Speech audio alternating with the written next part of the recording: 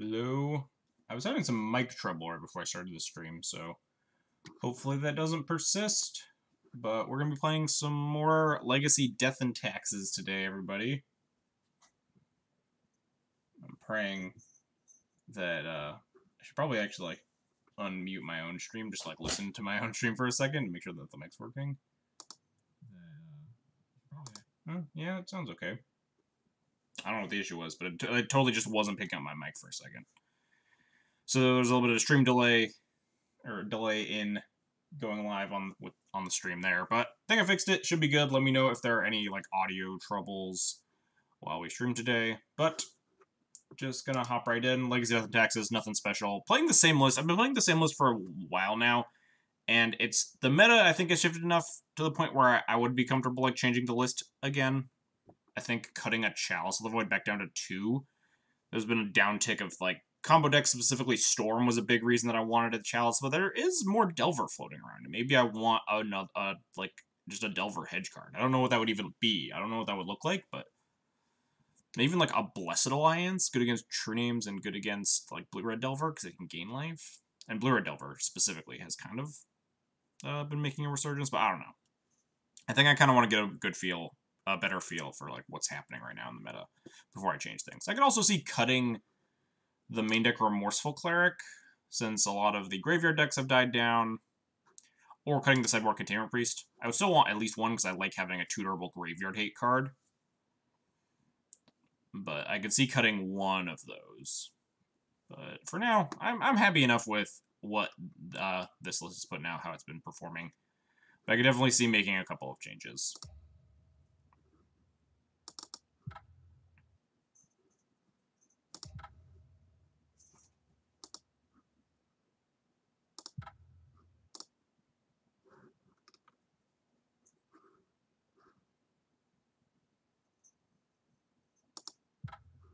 I realized I didn't change my stream title, but I guess it still works. I don't really need to change the stream title. Still playing Legacy D&T, and still cutting the snow covereds again now that it's no longer the holiday season. We are in the new year, and there aren't New Year related basics that I can play. Technically, it is still winter, so I could be playing snow covereds, but I was mostly playing them in the holiday spirit rather than winter spirit specifically.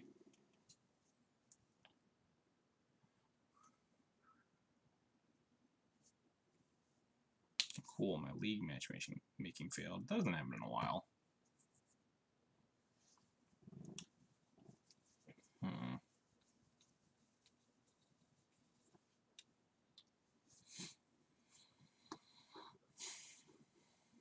Just came to play some Legacy. Apparently nobody wants to be playing Legacy right now.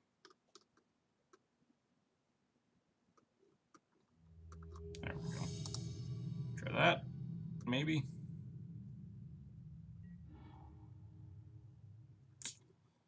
Alright, we win the die roll. Let's get started. These are the hands that I always keep, and then I'm always playing against Storm or Sneak and Show, and I just fucking die. But I don't think I can afford to just mulligan these hands just because they die to some combo decks, because this hand is obscene against Delver. It's just good against Miracles or Grixis. Just Eldrazi. We have other runes, but Stoneforge and an equipment. I don't think these hands are ever mulligans. I think you just have to accept that sometimes you're gonna die to a combo deck. You can't mulligan to Thalia or whatever. Opponent mulligan to 5. Interesting.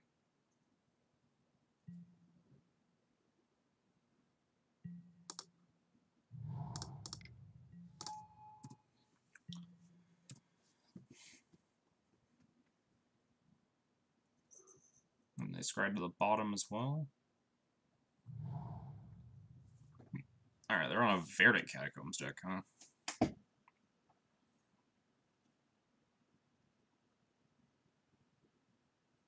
Don't know what they could be. I mean, just a lot of green-based decks. Could be lands. Lands would mulligan to 5 pretty easily.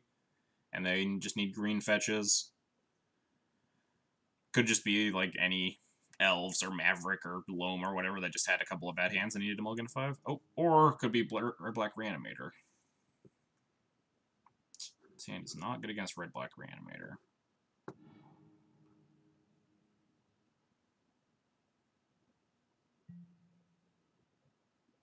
So they're not fetching, so I can't port them. So we're just gonna like run out of ballista, attack. Ooh, never mind. We're gonna play the other Stoneforge Mystic that we top decked. We all are also going to attack with Mother of Runes here, since we're not really protecting our permanents.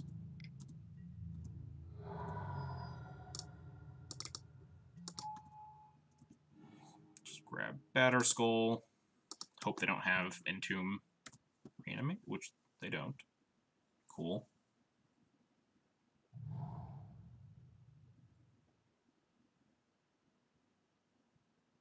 Opponent's got a lot of lands.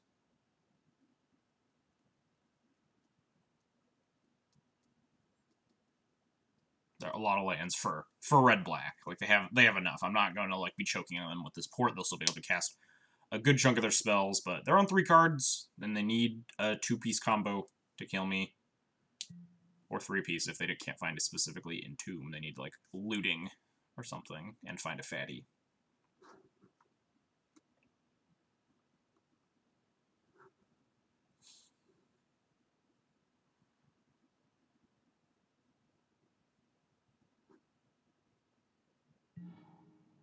Oh, nice. We have on Caracas. That's a good 4th land to find. So, just attack for 1, I guess. I think I'm going to put in Sword rather than Batter Skull. Wait, no, that's wrong, right? Because I have 4th land, so I can deal extra damage. So if I put in Sword, I can equip it to deal 4 damage, or if I put in Batter Skull, I can deal the 4 with the Batter Skull and also use 4 lands to play and equip the Sword next turn. Yeah, deal 8. Seems way better. If I was stuck on 3, I might put in the Sword instead, since Batter Skull or Sword both deal 4 damage and Sword draws me a card. But since we have 4 lands, we can just put in Batter Skull, untap, put in Sword, equip Bash. Looks like we're just going to win on my opponent mulliganing to 5 and having a clunker. Which is definitely sometimes what happens when you play red-black.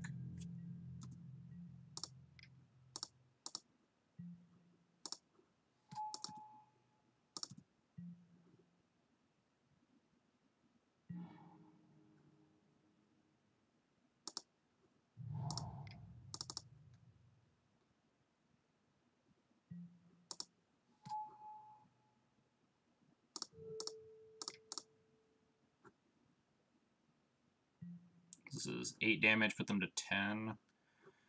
So, and we have Ballista, so we can definitely kill them next turn. So I don't really need to attack with this Mom, in case they have like, something randomly that can target the turn. I don't know. Fatal Push. Maybe they're not on red-black, they're on another Unmasked Thoughtseize double black fetch deck. Unlikely, but I don't think the 1 point is going to matter here.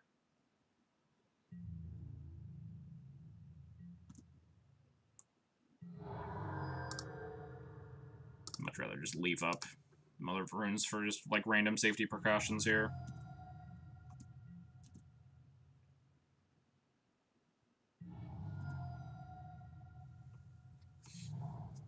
Oh.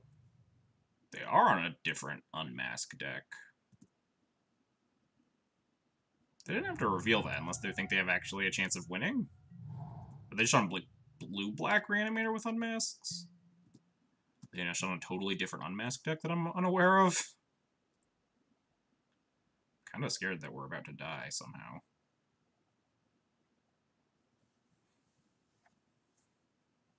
I don't know, they showed me Underground Ceiling conceded. I don't know if that changes my plan.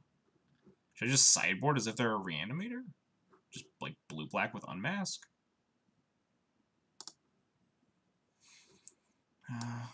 Guess let's go over my sideboard cards. So this is what I usually bring in against red-black. It's 13 cards here. And then I usually cut...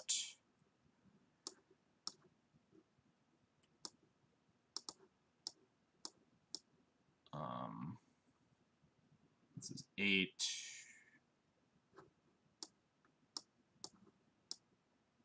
12. One more card? What do I usually cut? Crusader? A Wisp? Or like, oh no, the Sword of Fire and Ice stuff. Lost equipment. So this is what I usually do.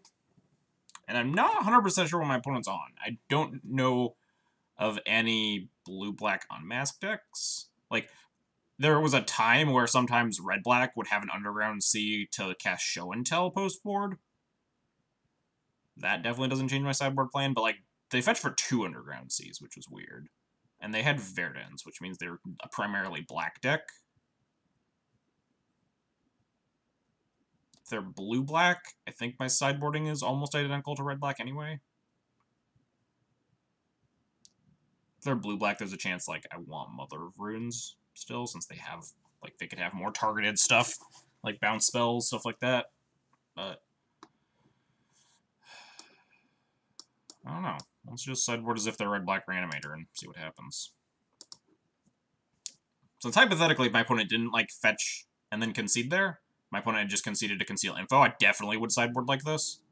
Because I would assume my opponent's on red-black Reanimator.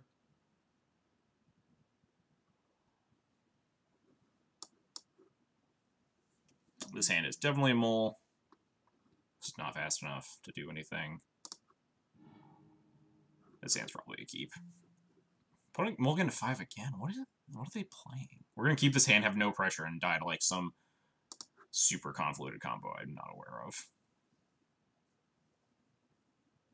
At least we get to surgical them to figure out what the hell's going on. Do I top deck? Do I top more removal when I have a surgical and I need pressure? I'm very confused on what's happening in this game. Like, I vaguely want a path. If I get Thoughtseized a bunch, I'll put it on top. If I get, like, Unmasked turn 1 into the combo. Alright, sure. Blue Delta pass. I swear, if my opponent Thoughtseizes me, I have half a mind to just surgical their fetch land, just to see what the heck their deck is. And then they would obviously get to take another thing, and that's very bad for me. So I probably shouldn't. But I'm, like, very concerned as to what my opponent is doing.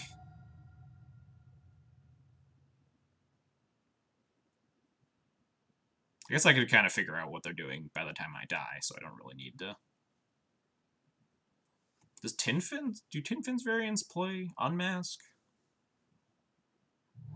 Not nearly familiar enough with the various Tin Fins archetypes.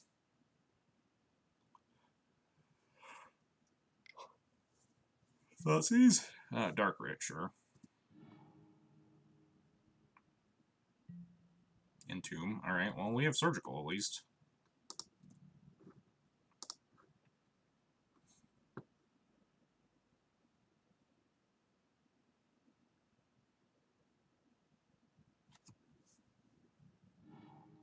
Ashen Rider? Alright. I almost just want to path it. Maybe I almost don't want to surgical. They have 1 card in hand, though. I'm just going to surgical this. Like, I could just let it resolve and then path it and save my surgical, but I also just kind of want to see what's in their deck. And also just, like, it would help me not get Stone Rained once. Yeah, we're just going to surgical it. They might also just concede to the surgical extraction.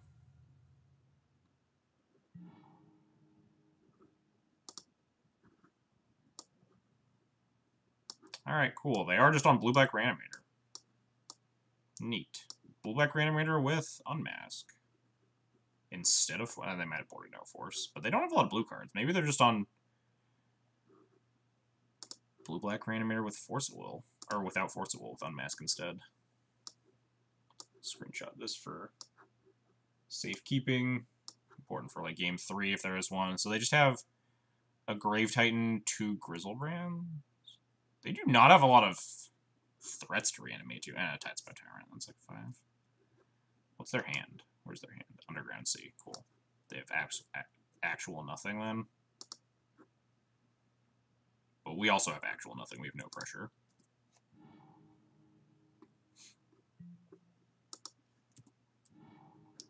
They have 1 card in hand. It's the land, so find like any clock, we should be good. Not a clock.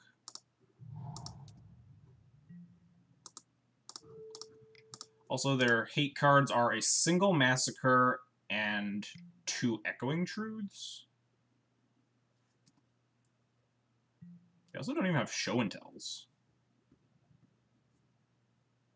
Interesting. This literally just looks like red-black. Except... So they have Careful Study instead of Faithful Sleuting.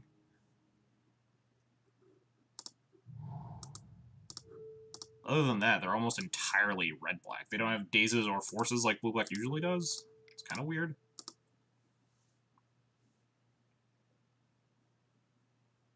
It's just Brainstorms, 2 Echoing Truths, and Careful Studies as their blue cards. So it's built very similarly to red-black, but I don't know, weird. It's a very weird build.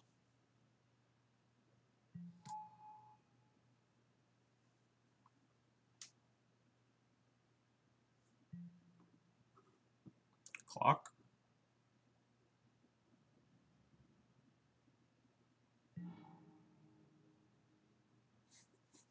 Can't actually port them more until they fetch with this Verdant, so...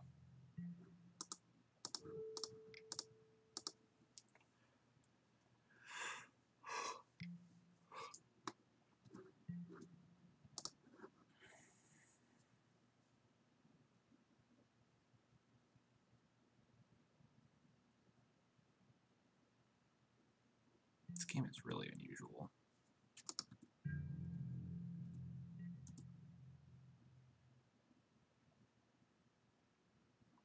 Clock? Not a clock. I think I'm just gonna Wasteland this Underground Sea.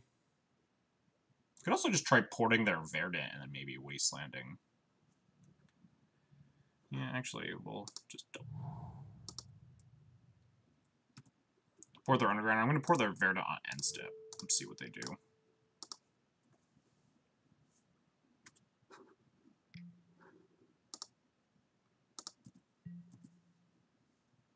If they let me tap it, I might just Wasteland it.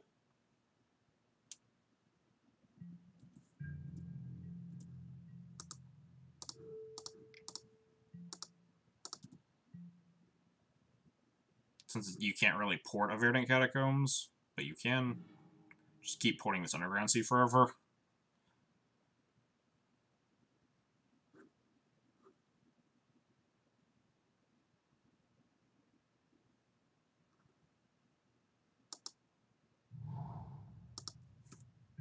Well, this is awkward.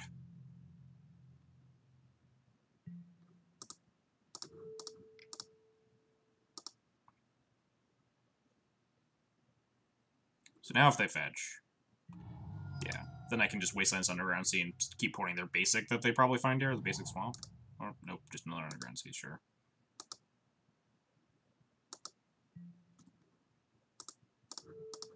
Now I get to Wasteland and mana producing land, which I want to do a lot more.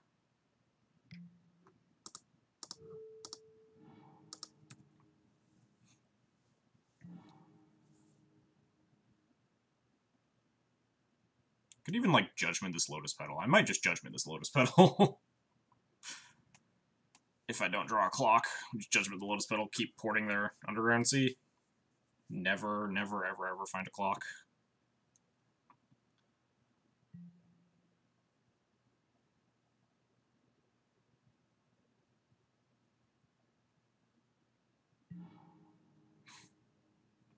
One day.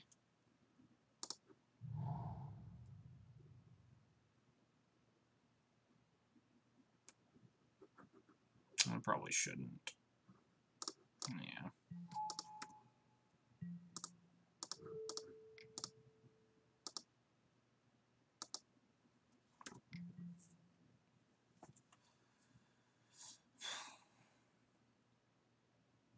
If I can kill Grave Titan and Tidespout Tyrant, though, they actually can't win. Because I just have, like, Caracas for Grizzlebrand at that point.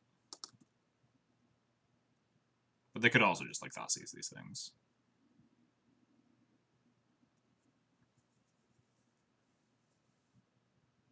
I guess and then I also have to deal with the tokens from the Grizzlebrand. Or not, the tokens from the... Not the Grizzlebrand, the, Grave Titan. Alright, finally. A clock. We did it. So they can't get a card into the graveyard without using a 1-mana spell, either Careful Study or Entomb, or discard into hand size, I guess. But their bounce spells are at 2 mana, and most of their reanimate spells are at 2 mana. They just have the 1 Masker, so I don't think I care about that. They're also just farther away from 2 mana, so I'm just going to put this on 1. 1 turns off my path, though. Maybe I'll put it on 2. Yeah, I'm going to put it on 2.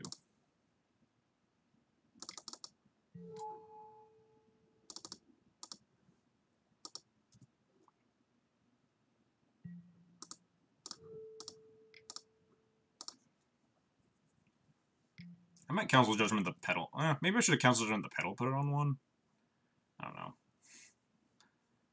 A lot of decisions to be made, none of which probably matter a whole lot. This game feels like it's pretty locked up. Hey, they get to unmask me. They did it.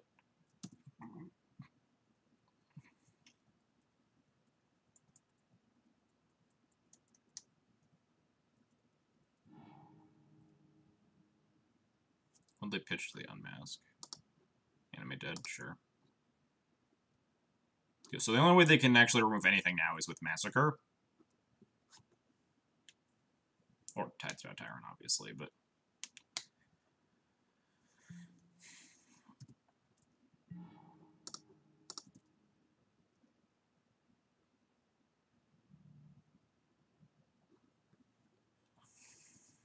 I'm in danger of, like, 1-drops, like, if, like, Dark Writ, Entomb Reanimate,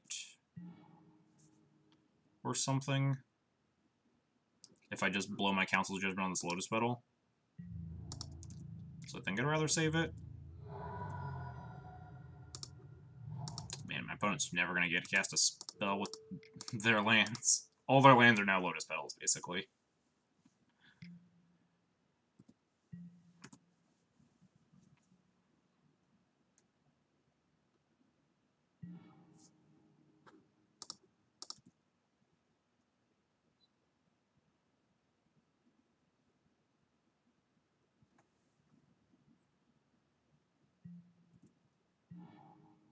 Oh, thank God, we found something.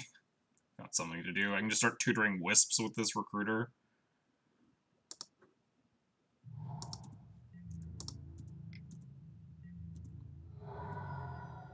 I'm gonna do it the slow way, though, because I always want the ability to recruit at instant speed. I can go grab a Containment Priest and just flash it in.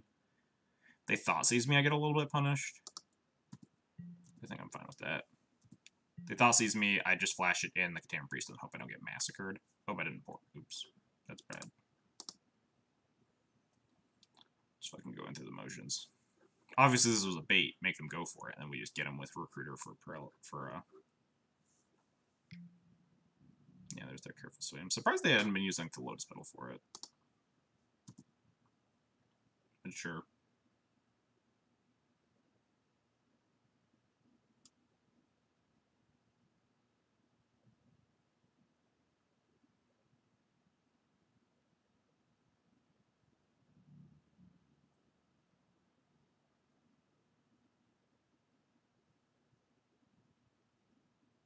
Suppose I could have cast Recruiter, recruited another Recruiter. That does give them information, though. Only puts, like, 1 more damage on the table. Wow. Discarded a land? And just didn't play one? I'm so confused about this game.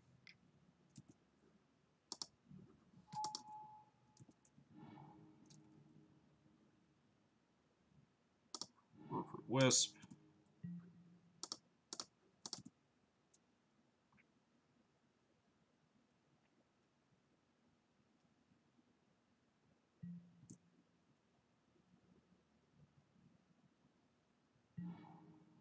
That's actually a really good draw.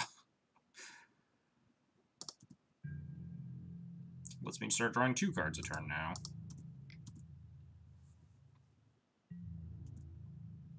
Could actually do Jailer plus Wisp in the same turn, though. Because I wanted to cast this Wisp to get a Recruiter to Violin. If I do both, then I can't port them. Maybe I just don't care. Maybe I'm kind of overextending into No, let's just cast Wisp. We already have enough of a clock. Wisp gets Recruiter. Recruiter lets me Violent Recruiter cast Containment Priest if need be.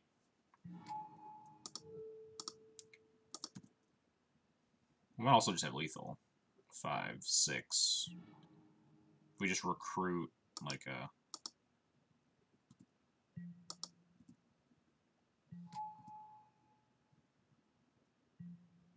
Now we cut Ballista.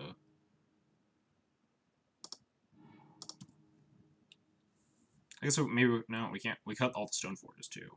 Can't just recruit those. And if I had recruited a Crusader there, it's only 5, 6, 10 damage. Yeah, the game's just over. Doesn't actually matter here. Maybe I'm supposed to just, like, recruit Thalia, too. Completely invalidate, like, Council Judgment of the Petal, play Thalia, pour them every turn, they just can't cast anything. Even if they go Land Massacre, I have Caracas to pick up Thalia again.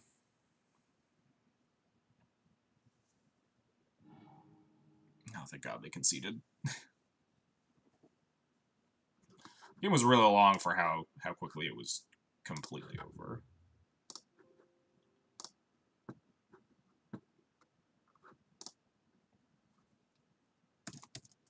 If I ever played against Blue-Black, Reanimator online.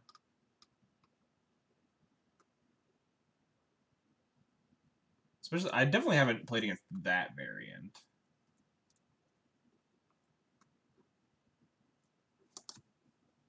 I played against like a weird Blue-Black control Reanimator.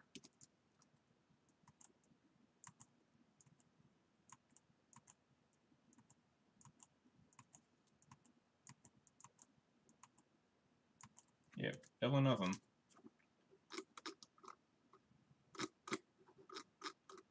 Add this one to the spreadsheet.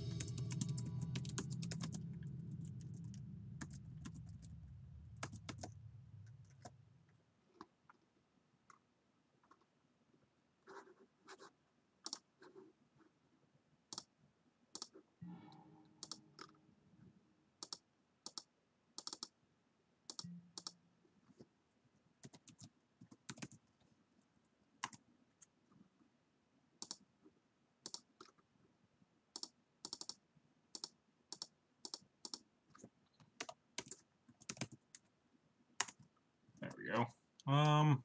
Wow, this hand fucking sucks. Jesus. 2 equipment, so unfortunate for the 3rd equipment. Happy mulliganing this. This hand is medium, but fine, especially on a 6 on the draw. Turn 1 Vial on a 6 is pretty hard to pass up. We have tools to interact with things.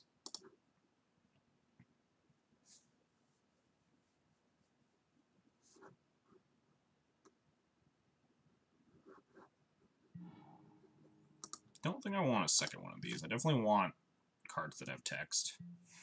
Cards that have power and toughness, specifically. Yeah, well, hopefully this isn't Storm. If this is Storm, then we're already dead. I wonder what they even take here. If they're Storm, just take the... Mom? Vial? I don't think it really matters. Alright, might just wasteland them here. Instead of developing Mom. This buys me more time.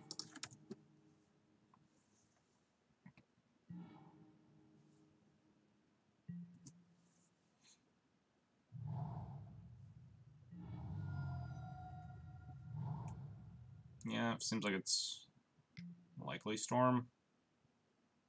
Kind of playing Cabal Therapy, though. They name Mother of Runes. Yeah, they're just taking my clock. Clock. 1/1. I think it is just... But Thoughtseize... Wait, Thoughtseize and Cabal Therapy, though. That doesn't seem right, right?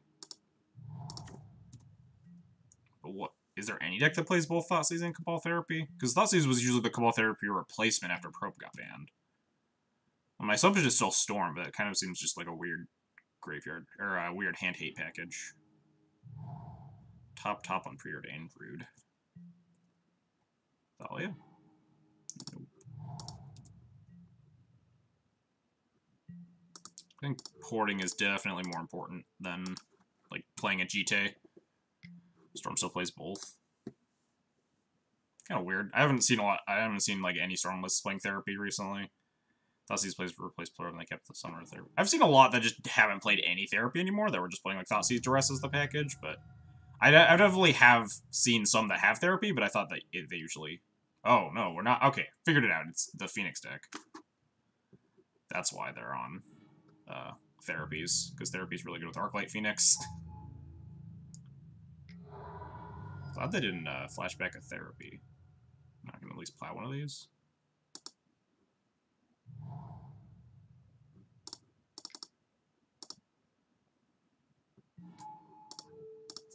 Block another one.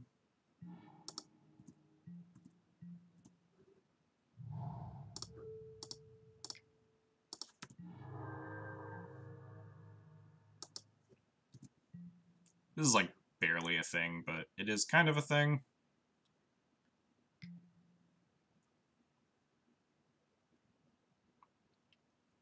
They brainstorm into like another cantrip, they can flashback the Therapy for essentially free. They know the GT is in my hand. And they sack the Phoenix, but they get it back at the beginning of combat again. Kind of surprised if they're the Phoenix deck, they took the Mom over the Plow. That seems kind of weird. I feel like the Plow is way better against Phoenix.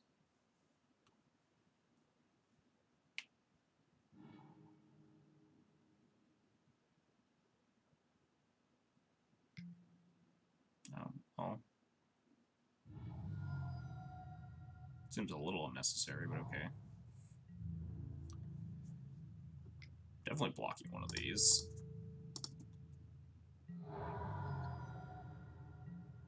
Oh, nice. That is for sure a good draw. Question is, with one card left in their hand... Oh no, they can Therapy me, which is obnoxious. I can't actually cast whatever I get here.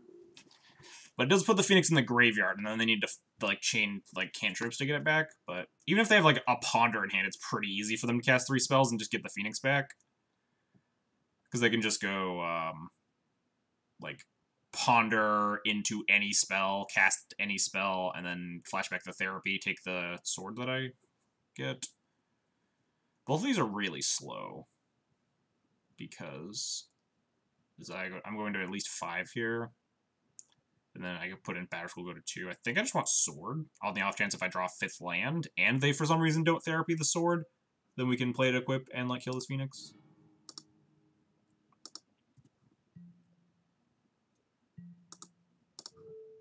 It'd been really nice if I hadn't drawn GT, and I could have just grabbed GT and cast it there.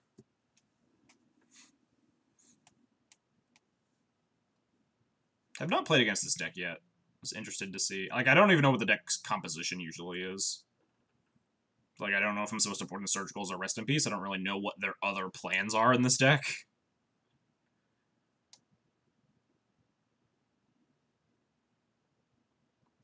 I should look up Whiteface's Twitter while I'm here. Yeah, see, now they can just Cabal Therapy my sword.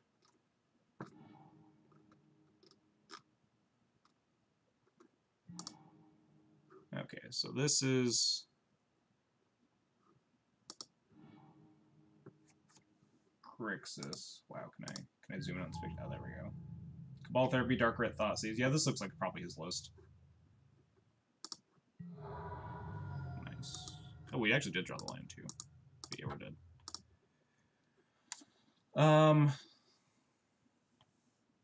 So yeah, the list does look like just cantrips, 4 Therapy, 4 Darkrai, 4 Thoughtseize, 4 Buried Alive. Arclights and Young Pyromancers are the main threats.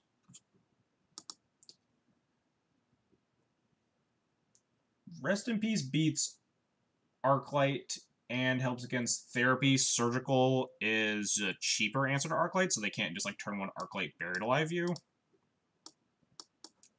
They can't play the control game too well, it looks like. They have like 2 Bolts, 2 Abrades in the sideboard, and like 2 Liliana the Last Hopes. Liliana is scary, but I don't think they can like I think we can afford to play, like, not very good card advantage stuff. I think Chalice is probably nuts in this matchup. They have 26-ish 1-drops.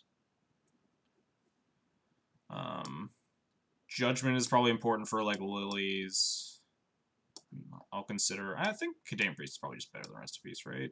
Containment Priest has text, or has a Powered Toughness box, specifically.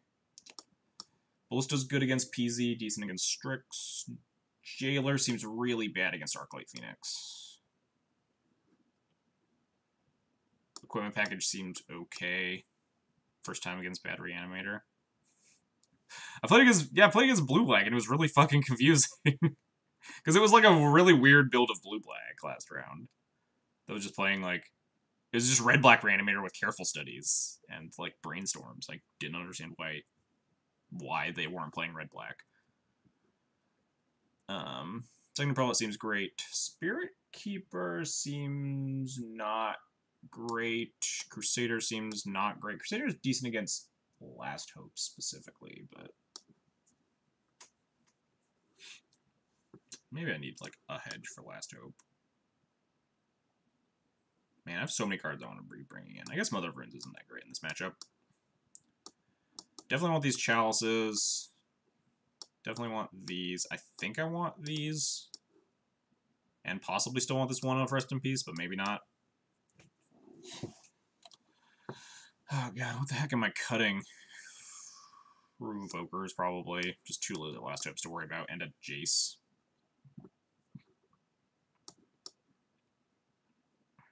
Could cut, like, a Flicker Wisp.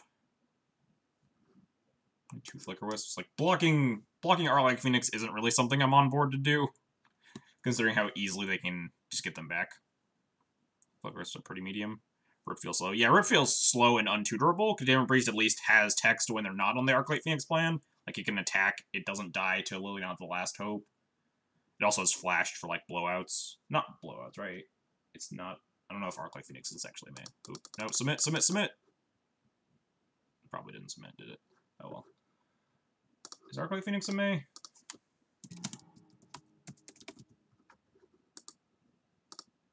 Oh, nice, it did submit.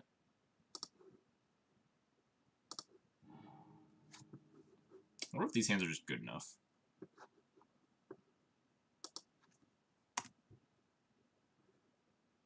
We have turn 3 access to Remorseful Cleric or Containment Priest. We have a path. Stoneforge Mystic's pretty good in this matchup.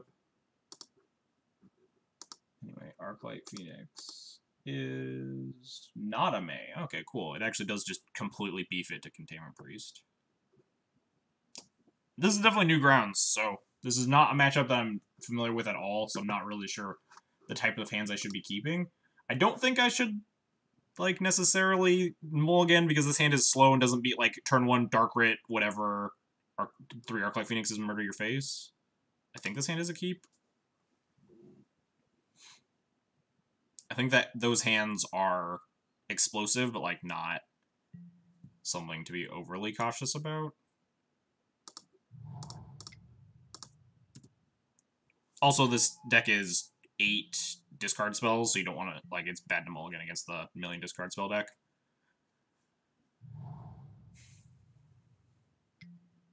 Yeah, like, they're just going to Thoughtseize me here. And probably take Stoneforge or Recruiter.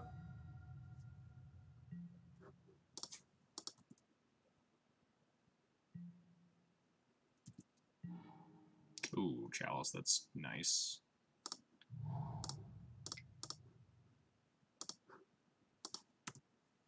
Does turn off my path. Maybe I'm not supposed to board in paths because I'm boarding in Chalices. And, like, plows are probably enough to deal with a moderate amount of threats.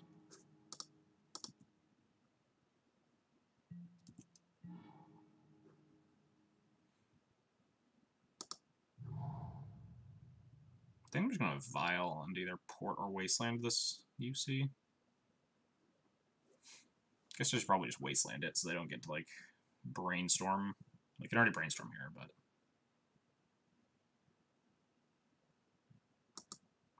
Oh, they just conceded. We did it!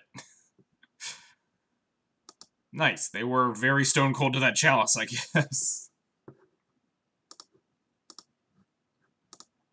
Look at this deck again. So they have, like, they could have Edicts. I don't know. They could have Echoing Truths. Probably not. They might be boarding an Echoing Truths now because they need more answers to Chalice, but they definitely have Upgrades in.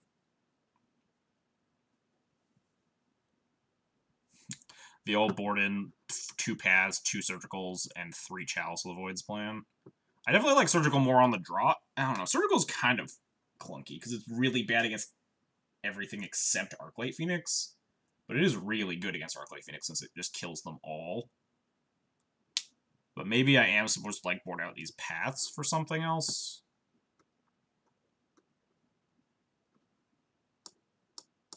Like, having a bunch of 1-drops in my 3 Chalice of the Void plan isn't exactly great. What would I board in, though? Rest in Peace seems meh. I could board in, like, the 3rd Recruiter. And Spirit Keeper, maybe, to make sure that I don't die to, like, Liliana's.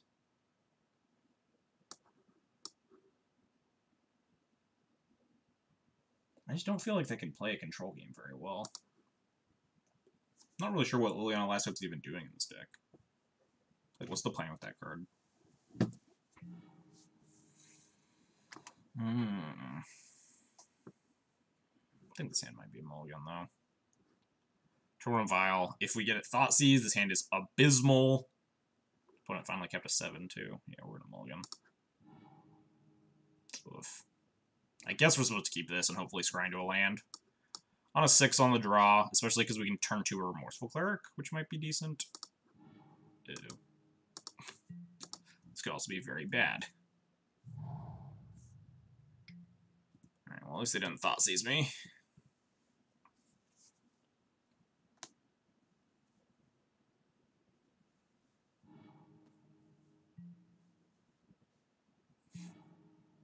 Ooh, and we drew a white source. Great.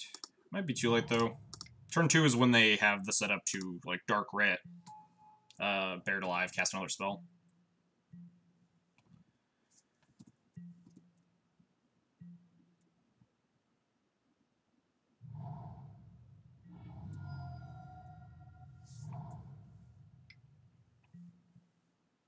Thing? That's not something I expected. Totally fine with that existing. We have this Plow for the Thing. I don't know if I'm supposed to, like, run out Thalia or just Plow it. If I run out Thalia, I run in danger of getting Thoughtseized. I like Plowing just because we have this Vial ticking up as well, so we'll just be able to Vial in a Thalia anyway. Just kind of want to make sure this thing doesn't happen. But I could also just, like, play Cleric to insulate me from getting Phoenixed. Although Thalia also insulates. Wait, I thought this was Legacy, not Modern. Yeah, opponent he's got Steam Vents, Underground Sea, Serum Visions, Thing in the Ice. This is definitely Modern. We have Path to Exile, Thalia, Remorseful Cleric, and I don't know, something bad. Huh. Maybe I'm too scared of Phoenix, but I'm kind of scared of getting Phoenixed.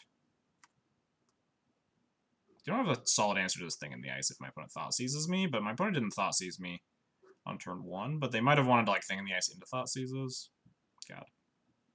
Very scared of getting Phoenixed here. If I'm playing Remorseful Cleric, I think I might as well play Thalia, though, since Remorseful Cleric also stops them from Phoenixing, or Thalia also stops them from Phoenixing me pretty well.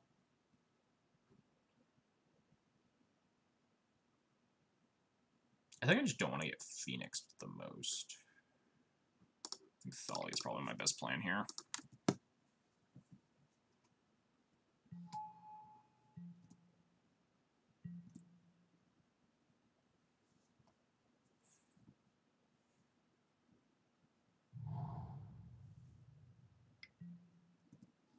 Second thing starts to get scarier.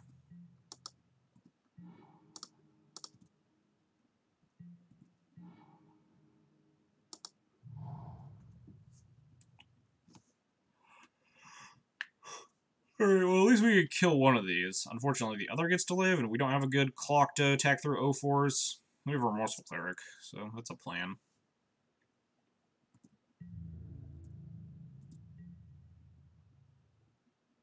Don't need to plow yet. Not like they have Spell Pierces in their deck. I wasn't playing around Thing in the Ice when I cut the paths. Yeah, right on time. So they're gonna take the Howled Spirit Keeper because we are going to plow one of these things in the ice. We're going to Violent Remorseful Cleric, and then they're gonna just leave me with the second Thalia.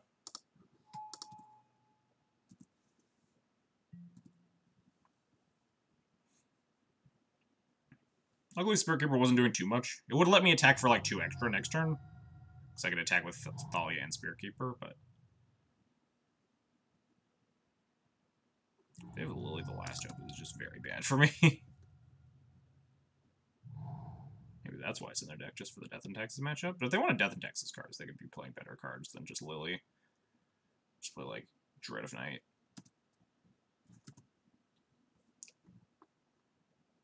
So we have, what, 3 Plows, 2 Council's Judgment, 2 Wisps left, I think, and, like, 3 Recruiters. It's like 10 good cards we're drawing to. Plus, like, Equipment. GT or something might deal with this. Or even just sort of Fire and Ice plus blocking.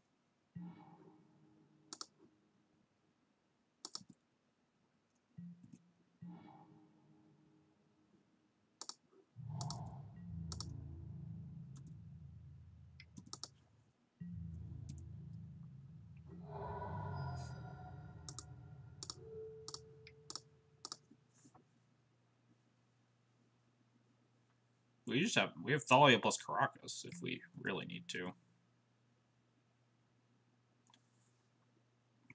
think taking Vial to 3 there is still right, though. So many of our threes that we could have drawn were very, very good here. I'm just leaving Vial on 2 lets me, like, redeploy a Remorseful Cleric or Thalia to keep attacking them if they, like, go land, cast 2 spells here.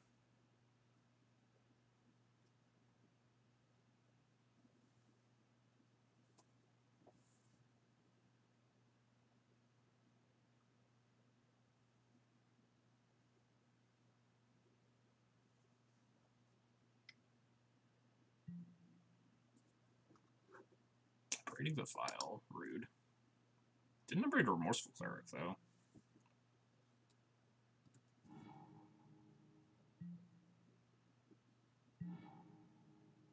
Right on time, Chalice.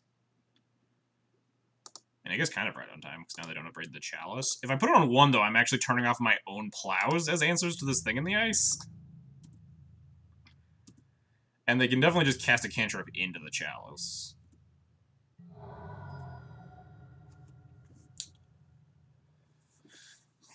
So if I play Chalice on 1, and then pour them, they just cast a cantrip, flip the thing, put me to 13. We can spend a couple turns just deploying Thalia, blocking, picking Thalia back up with Caracas. Which I don't hate. That does buy me a decent amount of time. If we hit another land at some point, we can also just like redeploy Remorseful Cleric and start attacking them with that. Well, we can't actually port them, but I don't think that matters too much. I think Chalice for Winning is fine here. They have so many 1s in their deck.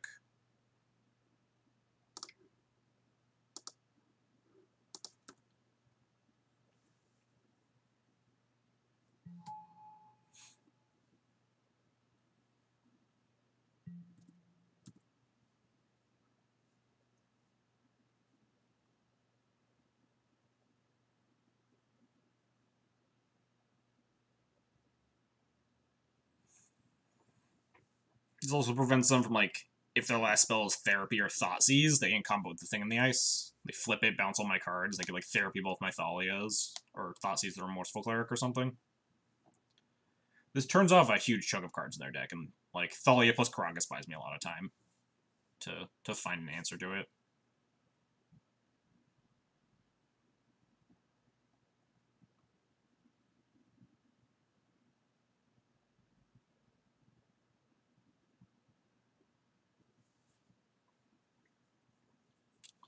What's up, Kogan? Doing pretty well. We're 1-0 right now, playing against the new, I guess, weird... I'm not really sure where it is in Legacy. I've never played against it. The Grixis Arclight Phoenix in Legacy. This one has Thing in the Ice, which feels like it's very modern ported, more so than Whiteface's version. Not sure how much I like Thing in the Ice.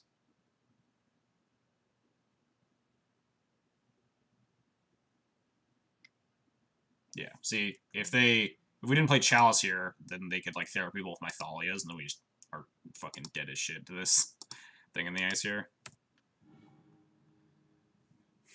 See, this flips, deals a 7, but we get to Thalia Caracas stall it for a while.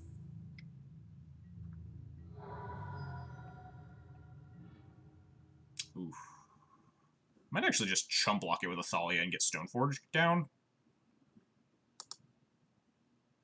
Since we have an extra Thalia, too. This lets me go get Sword of Fire and Ice, which lets me chump block it forever. But I also might just not block it. I guess we'll kind of find out based on what my opponent does.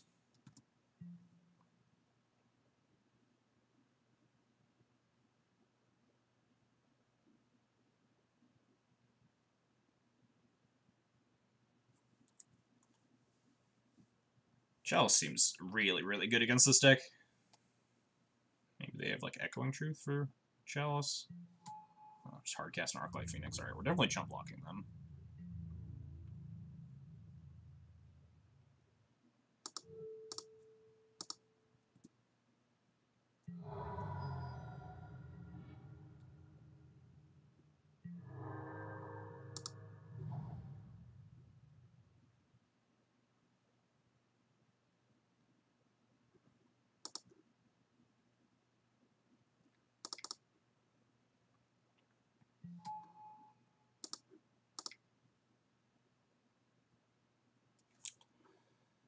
This should be fine, right?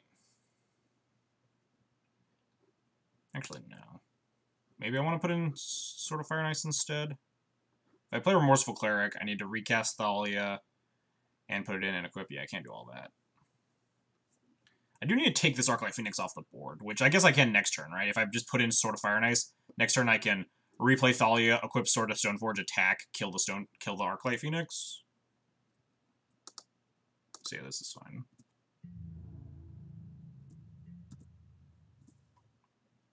We go to 7.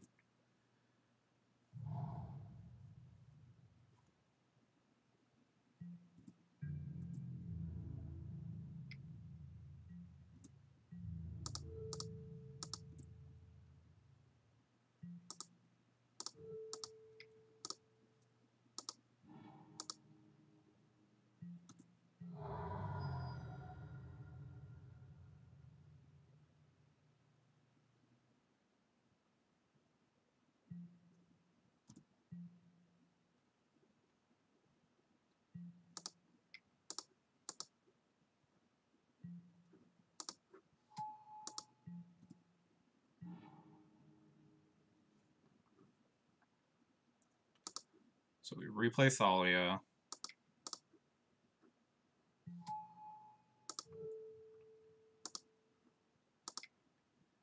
Equip Sword. Attack. Shoot down Phoenix. Flicker Wisp is an insane draw. Might also just actually play Remorseful Cleric here, now that we have Flicker Wisp to turn off the Awoken Horror.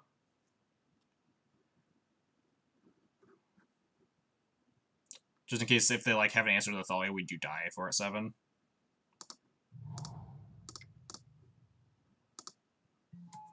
If they have, like, an Abrade or an Echoing Truth or something. So what was the purpose of the Snow Covered Lands before? I was just having fun.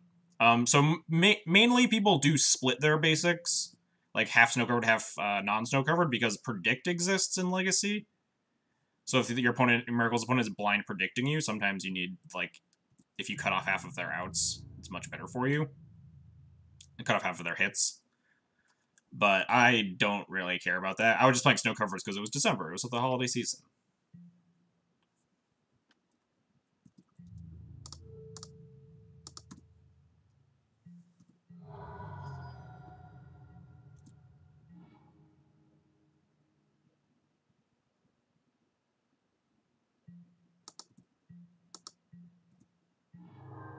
I suppose if they have just, like, 4 castables, they can kill me if I Flicker Wisp this Awoken Horror. This is 5 damage. Maybe we draw a card. Maybe we don't even Flicker this.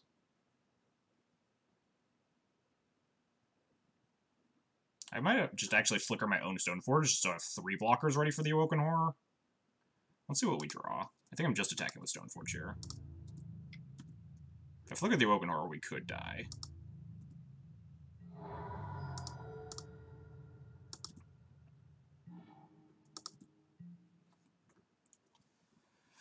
You just Flicker the Stoneforge, equip one of my guys with the sword, just get ready to block it. Also just, like, wasteland them so they can't cast a bunch of stuff.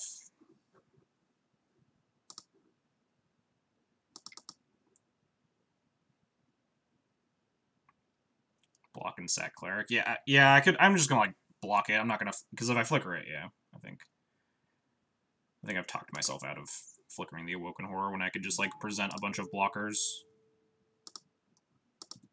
Get more value on the Stoneforge.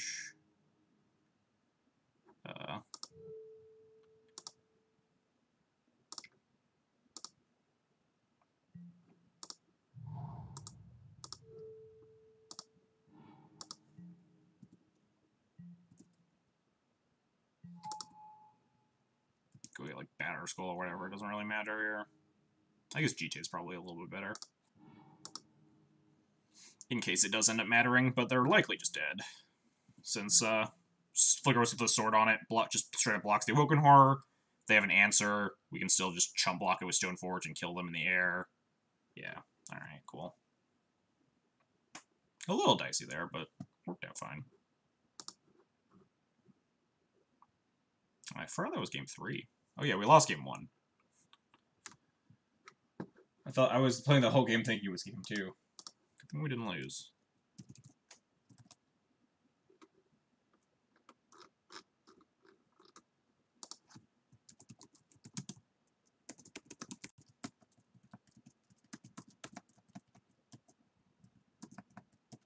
Yeah, that matchup doesn't seem too bad. Just kind of looking at it at face value. You're really scared of their super explosive hands, because again, you don't have any interaction for their, like, obscene Dark Ritual Buried Alive, like, Phoenix whatever bullshit. You're not a Force of Will deck, you can't just, like, Force of Will the Buried Alive and wreck them. But, like, just so many of your tools are so good against what your opponent's doing. Especially, like, Chalice of Void's nuts against their deck. Thing in the Ice isn't super impressive. Like, you have equipment. All your equipment are really good in the matchup. I'm interested to see where that deck goes as it gets fine-tuned, though. Since obviously there's definitely no definitive list yet on what Phoenix should look like. I was just going off of Whiteface's tweet, because I saw him tweet about it. And apparently some people do think it is, like, busted in half or something. But people like their flavor of the month thing. Everyone was, after Eldrazi broke Modern, people were scared that Eldrazi was going to break Legacy too, and it became like a very viable deck. It was really cool. It did shake up for a while, and it was very dominant, but I think that's just because people were playing it a lot, and the meta shook out, and Eldrazi is a deck now that exists, but it's not, like, it wasn't, like, crushing the format like it was in Modern. It was a good deck in the format, and I think Phoenix might be there. Maybe it's a flash in the pan that isn't good and just goes away, but I definitely don't think it's, like, busted. It might be a good deck and people aren't prepared for it, like what happened initially with Eldrazi. People won't know how to play against it. I didn't know how to play against it just now, so if it's a good deck and people aren't prepared for it, then it's a good time to be playing it. Now we're playing against Lewis. CBR. Sand's pretty good against Grixis Delver. He might be on, like, Eldrazi or something. Sand's also decent against Eldrazi. I mean, Mom sucks, obviously, but... think those are the only two decks I've ever seen Lewis play.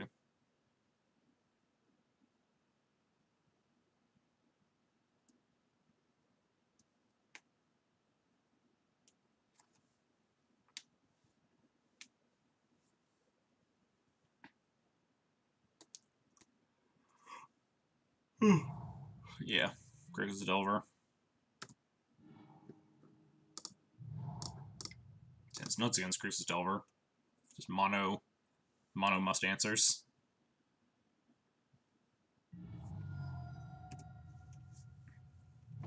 Daze the Mom, play the Thalia, bolt the Thalia, play the Crusader, bolt the Crusader, and then cry. Yeah. People are still playing the Colorless Eldrazi deck? Yeah, definitely.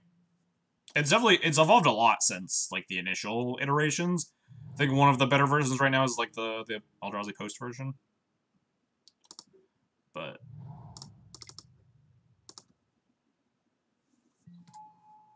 deck is probably the best Chalice of the Void deck right now. Mono Red Stompy is kind of weak right now because Blood Moon's not at its best.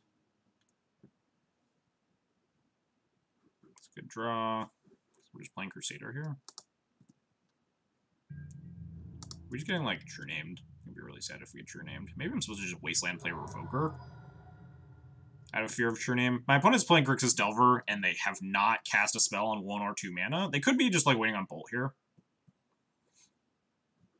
I feel like an idiot for not running on Crusader, but I think I am just going to Wasteland this Folk here.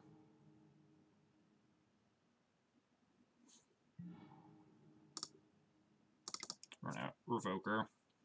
Just revoke the Last Hope or something useless. Revoker has no targets. It's a 2-1 for 2 in this matchup. You can also revoke like Grimlawmancer if you want, but you name meme cards.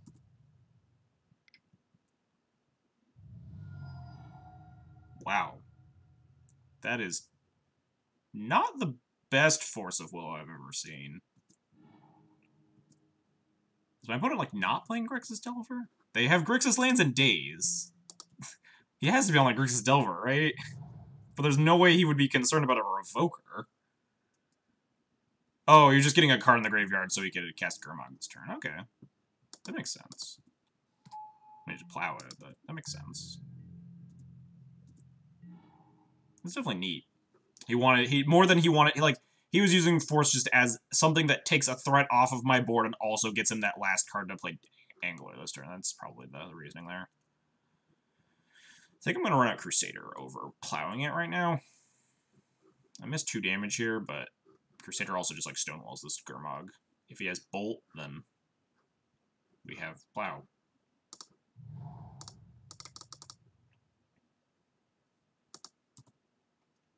Also, we can start setting up for this GTA. GTA plus Crusader is nuts. Just mostly scared of Trinian Nemesis.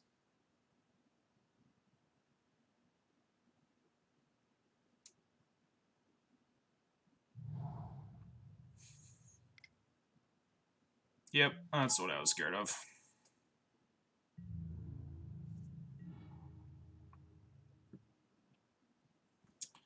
But now he can't really attack me very well because we have this Crusader. So if he starts attacking with True Name, I'm going to play out GTA this turn, so he can't really attack with True Name, or else we just crush him into the dirt with Crusader GTA.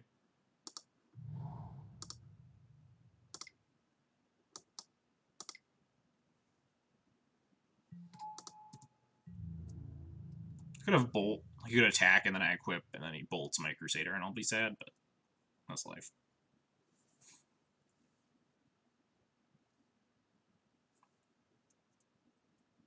And we still also have, like, Plow for the Gurmag plus equip to the Thalia. Oof. Oh, actually, no, that's not that bad. He can sit behind it, sit behind the True Name on defense, though, and we have, like, no way around it. So that's not good for me.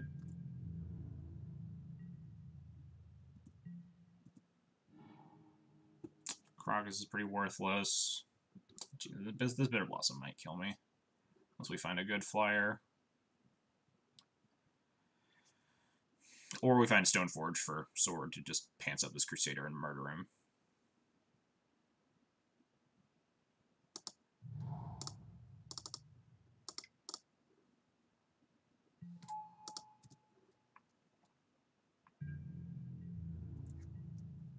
GP Niagara hype. Yeah, I'm definitely thinking about going to Niagara Falls here. I think reporting the red sources both scarier than like more Gurmogs. We have a decent chunk of time before this Bitter Blossom gets scary, but definitely the pressure is now on us. The True Name was annoying, but like the board is at parity. Now my opponent's favorite as the board sits. We definitely need to draw something like Stoneforge, Recruiter. Just like a flyer would be decent. If we can get some triggers on this GTA, that slows him down a lot. Saravenger would be much better than Remorseful Cleric if we draw a Cleric. How far are you from Niagara Falls? Very. I'm in St. Louis, so I'm definitely flying if I'm going. But I've also never been to Niagara Falls, so I could also just spend a day, like, traveling.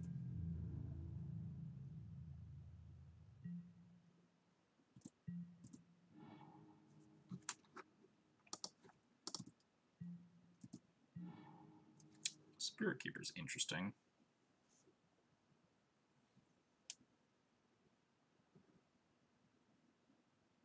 I could attack, force him to block it, and I get 3 spirits, and I can start putting the GT on the spirits. Actually, that's pretty good. I like that.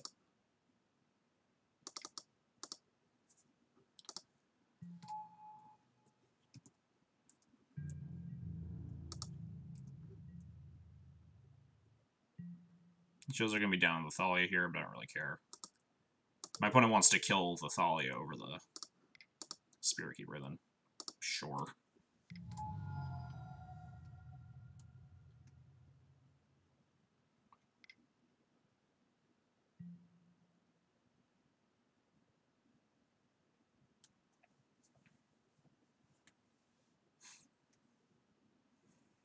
So we can attack with the Spirit Keeper, pop it, get 3 spirits, equip the GTA to one of the spirits, and then my opponent can't really attack me with Fairy Rogues anymore. So now I think the ball's in my opponent's court here.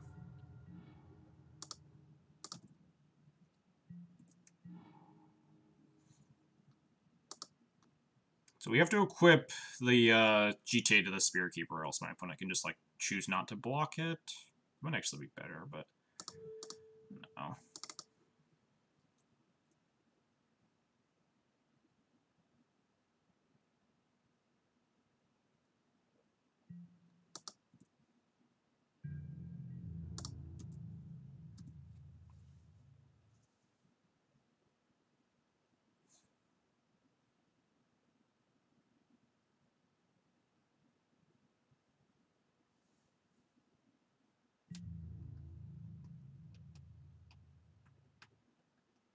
Has to eat it with True Name here. There's no way you can just take the hit, because then I get GTA counters. Kept up with Legacy while Spirit Keeper's interesting. Yeah, Spirit Keeper's not really tech that a lot of other people are on, but I really like it as a one-of in the main board.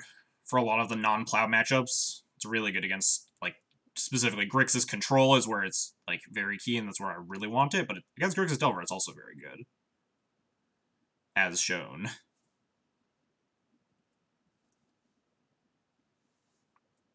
Yep. Opponent blocks. I make 3 spirits. I equip one of the spirits with the GTA.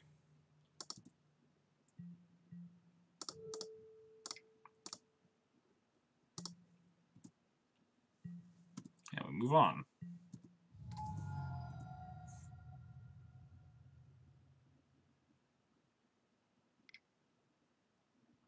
It's young peasy. Could be Bolt.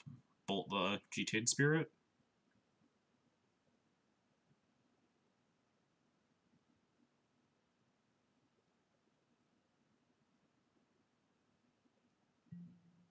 Nope, alright, good. Just a young Pyro. That's fine.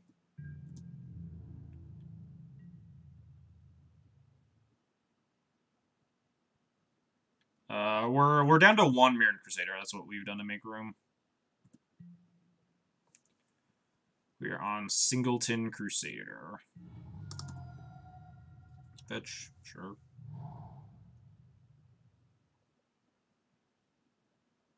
A lot of people are playing like 2 Crusaders, sometimes even 3, but I have a lot of 1-ofs in this build right now.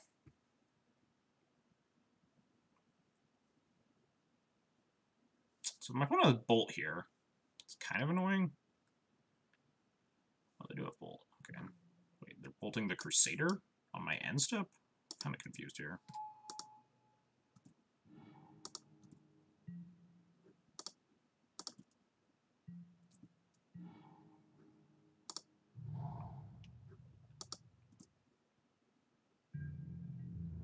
So now we attack with this Spirit.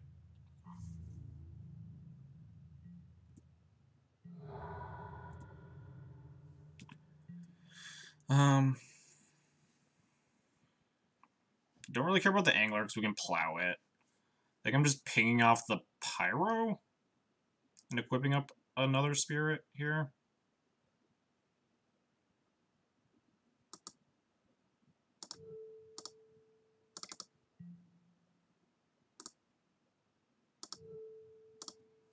I don't want the Young Pyromancer to get out of hand.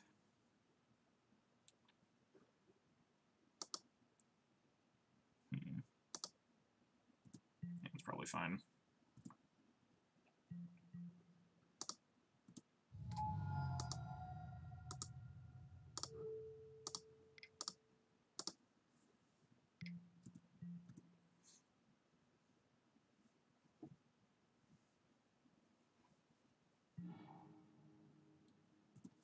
Yeah, I was kind of waiting for him to wasteland my port there.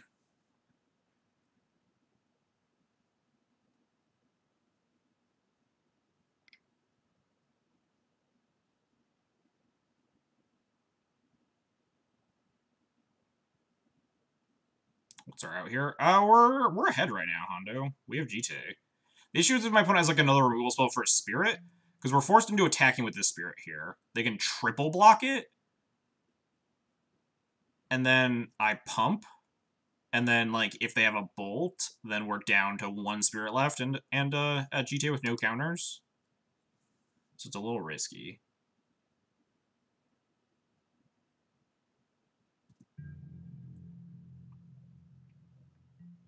I think we're a little bit ahead here. Yeah, he needs to put the pressure on.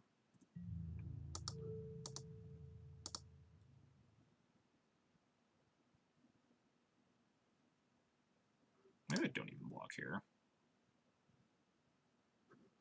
I want to plow and just run into a Daze. I think I'd rather just block and pick up. This attack notably would let me like equip the GT to the Thali and just attack with that instead.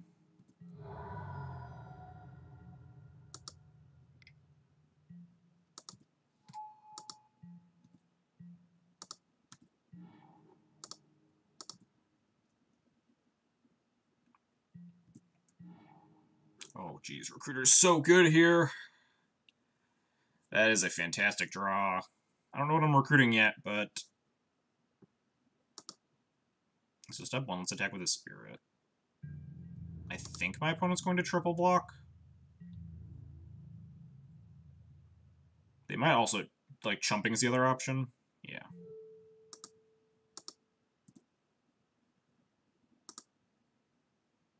Oh, we can also get him with the plow on a Fairy Rogue right now. Just keep our Spirit around, instead of plowing this Gurmag. I kind of like that. Keeps my Spirit in play.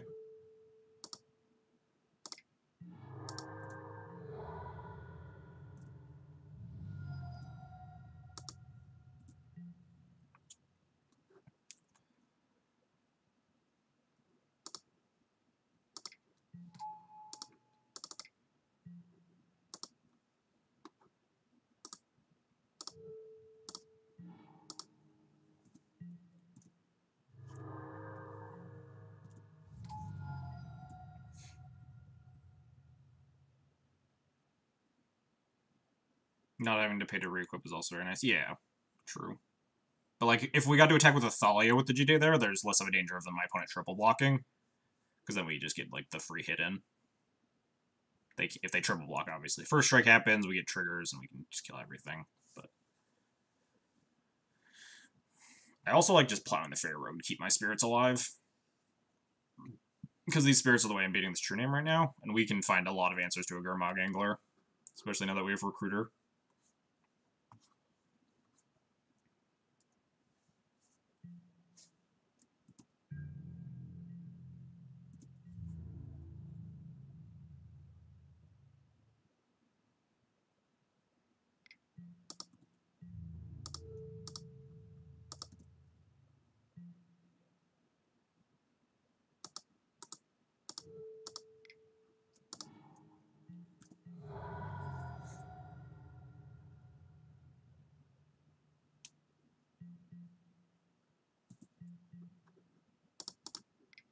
I don't really know what I'm even recruiting here. I'm tempted to just go get, like, a Sanctum Prelate, so I don't have to deal with Lightning Bolts. Walking Ballista is also not bad.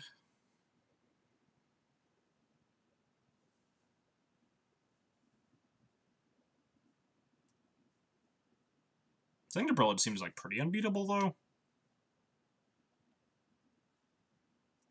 There's more Flicker Wisps also just seem fine.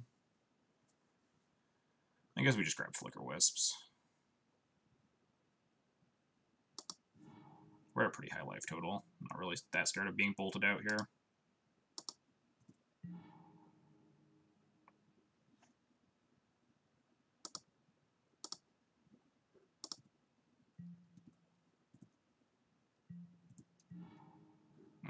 Alright.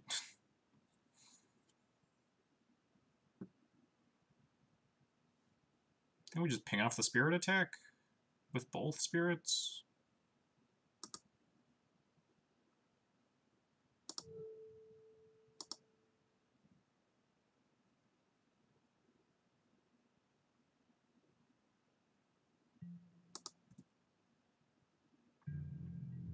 We do need to pressure my opponent here.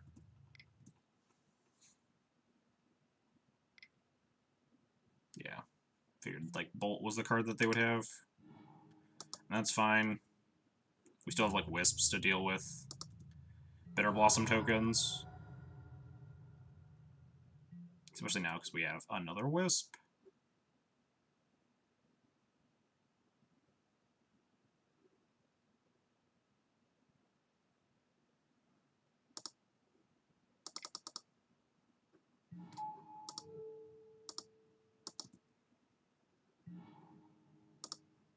I don't really care if this Thalia gets dazed.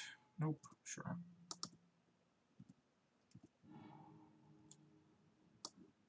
So we have a GTA. We already have a Wisp. I'm just gonna grab Ballista at this point. I could grab Sanctum Prelate now. Play around Future Bolts. I've already used 2. Yeah, I'll just go with Prelate and try to put this game away. Could also have someone have grabbed like Stoneforge Mystic. Just to go get Sword of Fire and Ice.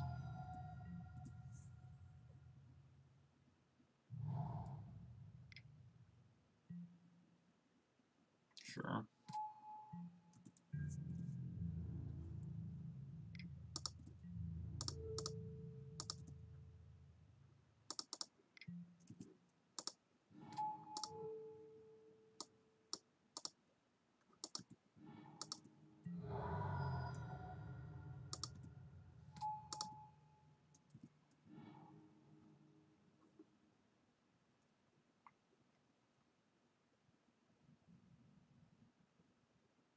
Blizz is just lethal here.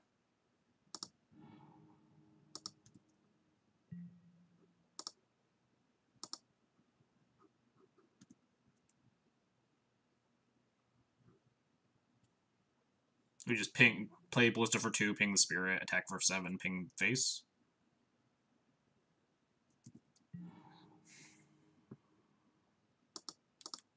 Play around Lightning Bolt by putting in Sanctum Prelate first. Whew, that was a game. That was, in fact, a game. Very interesting. A lot of, like, really deep lines there. Fucking Hallowed Spirit Keeper saving the day against that Bitter Blossom. Hallowed Spirit Keeper plus, like, GTA to be able to try and fight through that was very, very important. Damn.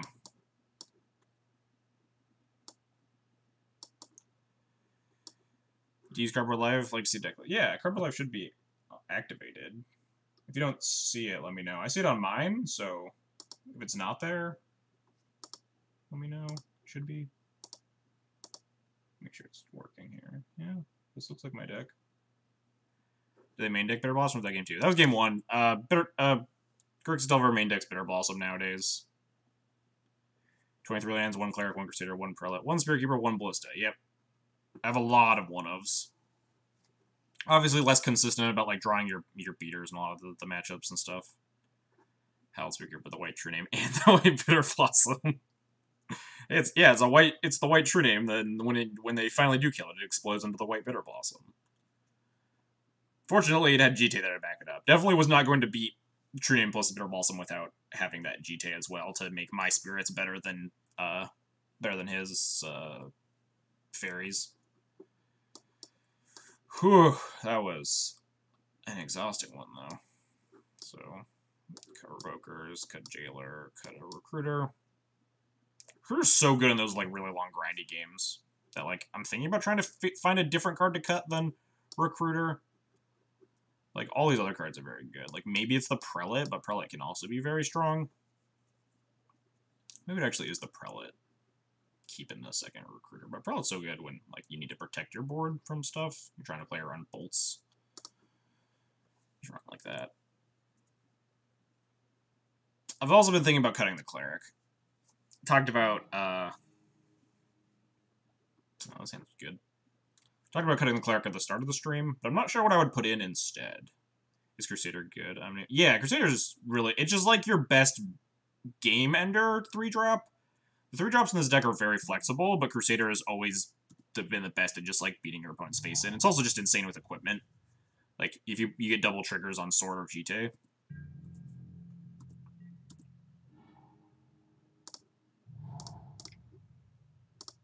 Yeah, Crusader Bull's equipment is just absurd. And it's also just pro-black is very good against a lot of the decks. Very, very, very good against like Blue-Black Death Shadow. Pretty powerful against Grixis where they need to find bolts or get into a situation where edicts are relevant to kill that. This looks like just peasy. I'm just gonna port Violent Mom probably. You get some tokens, but it's not like we can take it off the board anyway.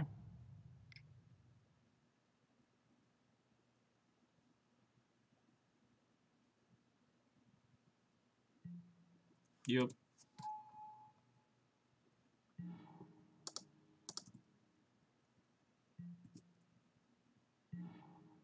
Ooh. Maybe we path it now. Wins a lot of games by sliding Fire Ice on Crusader. It's hard to deal with. Yeah. Like, Crusader plus Fire and Ice is just 12 damage. It's so good. 12 damage draw too. Yeah, now we're definitely just pathing this Pyromancer now. Not sure. I've seen Grixis Delver that's playing a basic island in it. I'm not sure if I should play around that by letting them untap. I'm not sure what I play into by letting them untap. They've already, like, cut Spell Pierces and stuff. You get, like, double days, right? Like, cast a days, pick a land up. I mean, you get double days right now by just picking up 2 lands, but I think I'd rather just path it right now. I have no idea if I should actually be playing around them having a basic.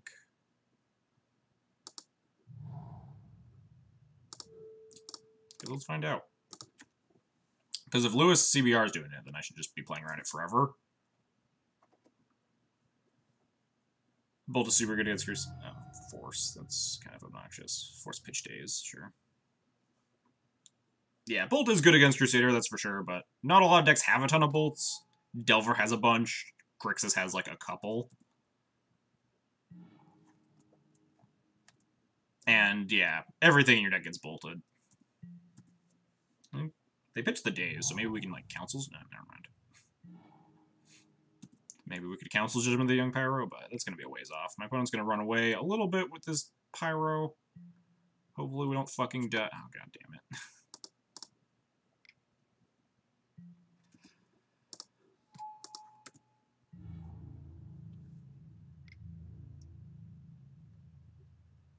I'm just blocking this Pyro, right? I can beat 2 Elementals. I cannot beat this Pyromancer if it stays around.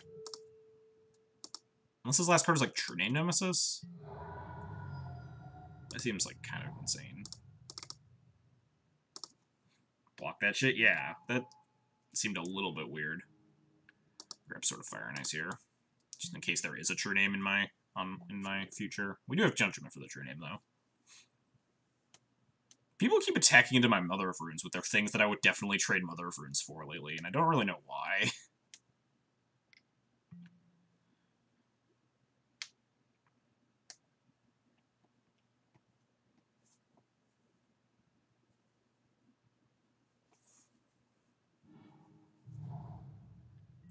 He's willing to, like, force my path to protect the Pyro and get a token. He's like, nope, 2 tokens good enough for me. Oh, that's rude. Now he knows about Council's Judgment, too. Ooh. That was a very good draw.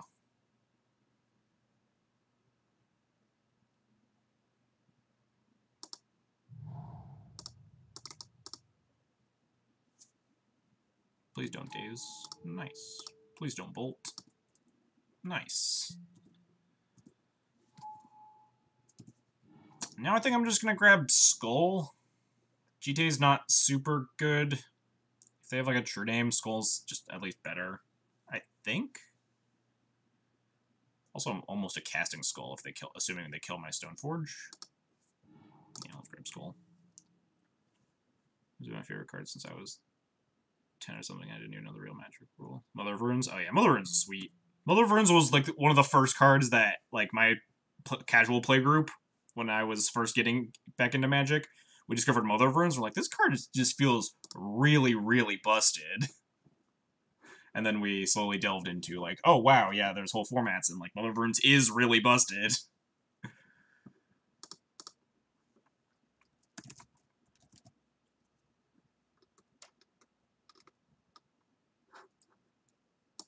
Yeah, that first game was really sweet. The second game, as sometimes you'd like beat Grixis Delver like that because your deck is supposed to beat, like your deck is favored against Grixis Delver, but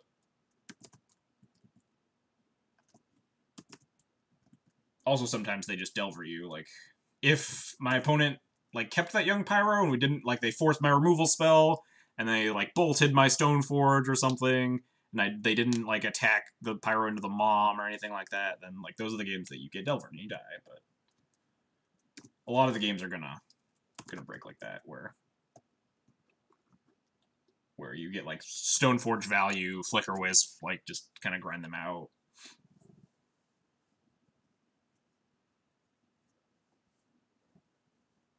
That first game though, that was a doozy. I really enjoyed that game one.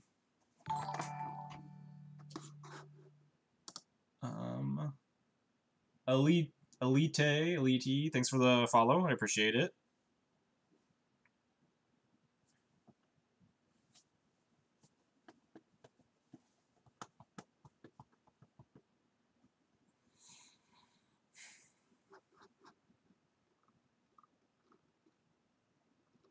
We beat the reigning trophy leader. Nice. I click away and we won the match. Yeah. How much of it did you miss? After like we vowed in Mom, they attacked with Pyro anyway. We blocked Pyro. Stoneforged for Sword of Fire and Ice. The Inquisition Sword of Fire and Ice. We drew Flicker Wisp, flickered Stoneforge, got Batter Skull, and then they conceded. You didn't miss a whole lot, depending on what party you stepped away for. Woof. Woof. We're on the play. We have a Scry. Definitely keep this on a 6. Just top the shit out of that land, that's for sure. Hopefully we're playing against a creature deck, because our hand has 2 plows in it.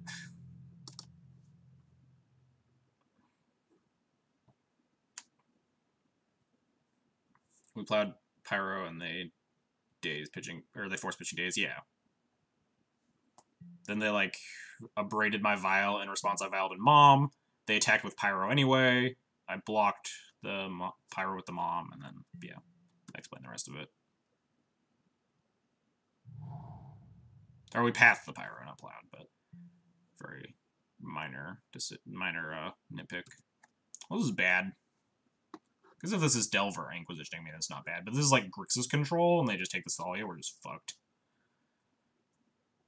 Definitely just going to port this over casting my GT here.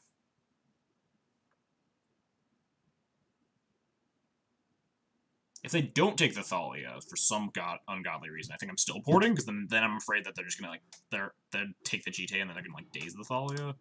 There's no way they would risk that, because if I don't play the Thalia, that's so bad for them. But yeah, now we just want to try to buy time and figure out what my opponent's doing, so we don't necessarily need to just run out GTA quite yet.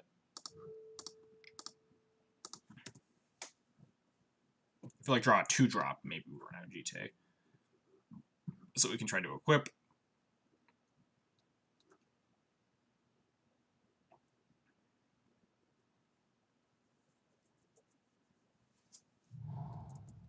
Is Grixis Delver again?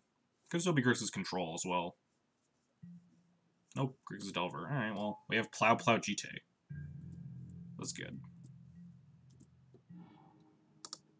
I'd love to draw a land or a 2-drop. I'm okay with a 3-drop.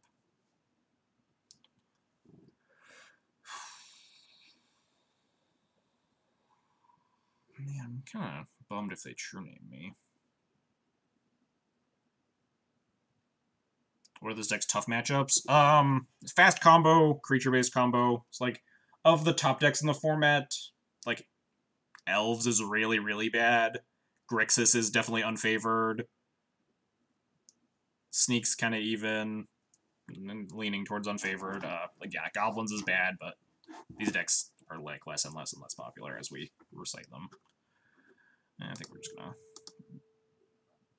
plow this and move on with my life. I don't know if Slivers is a bad matchup. You played it once, and I played it, like, also played it once. I won mine, but I don't remember it because it was a million years ago. Yeah, Grixis is fine. It's definitely unfavored, but, like, it's definitely not, like, not by a huge margin. I would also say that, of assuming players of equal skill level, the Grixis player is definitely favored. That's not great for me. I was kind of hoping he didn't do that, but I assumed he would. Now we just also need to hope that my opponent doesn't have Bolt. How to beat Crystalline Sliver? You have Council's Judgment, and they don't always have Crystalline Sliver. Well, that's useful if we get 3 mana.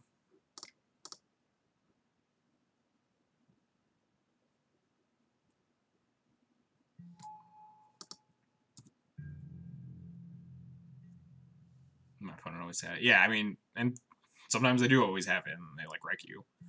But I played against Slivers exactly once, so, like, I don't have, like, a huge well of knowledge for that matchup.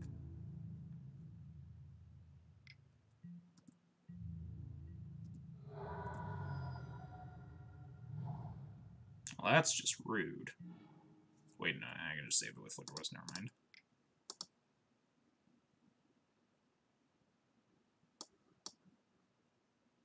Yeah, I think, yeah, Daniel beat up Wilmer Boy. I haven't played against. I played against it like a fucking year ago. I don't remember anything about it. I just remember Council's Judgment was really good at killing Crystalline Sliver specifically. Also, your equipment are insane if they don't have a Crystalline Sliver. Alright, please no bolt. I would appreciate not being bolted.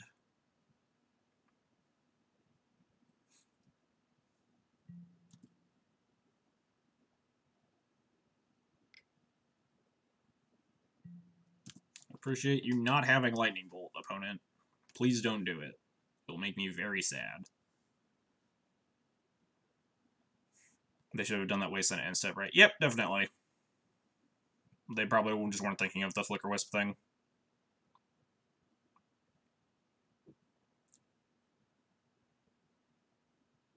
But maybe they wanted to do that. Maybe they wanted to, like, Flicker Wisp check me, but that seems like very unlikely. But it informs their decision a little bit better on this Ponder to know that I'm not violating anything else this turn, that I just have a Flicker Wisp and they can decide more readily, but just draw another Wisp to save that one from the bolt if they go equip. That's what I'm hoping. I'm hoping they also, like, wait. But maybe they won't after... I mean, usually after they get blown up by the first Wisp, they don't. They respect the second Wisp. They didn't shuffle on this Ponder, so I'm pretty sure they definitely have a bolt.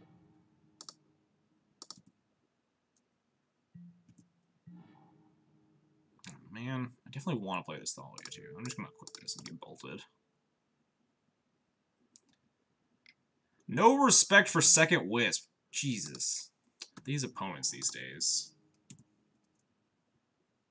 Just, like, blatantly not playing around second Wisp. Could have, like, horribly lost them the game. And then now they're just gonna end-step brainstorm me? God. Okay. At least, okay. They're not end-step brainstorming me. I guess they don't disrespect me that much.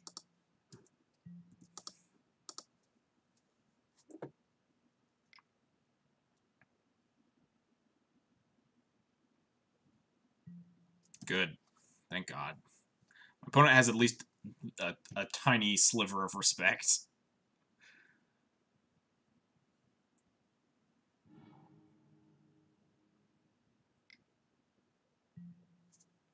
We have another plow for that. We just need to find a 3-drop for our GT here. And we need them to not have another bolt. Can we not? Wow, doesn't... I mean, I guess they know I don't have the Wisp by now, but... They're just gonna, like, daze my plow now, too. It'd be really sad.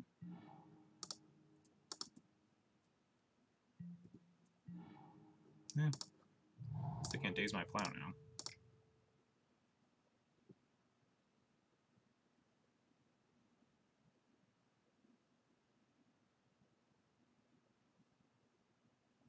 Like, Spell Pierce it. Just get me. It's game 1, so they could have Spell Pierce in their deck still, but they probably would have brainstormed it, but they're also not shuffling. Alright, force pitching daze. They're planning on dazing my plow. Rude. And Delver probably flips because they brainstormed. Now this is looking very bad. Yep, we need to draw, like, flips off Ponder, too. Gross. We need to draw Flicker Wisp, like, yesterday.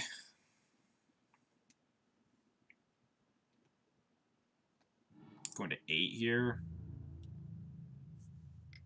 Flicker Wisp me deck. Jeez, oh fuck. Flicker Wisp.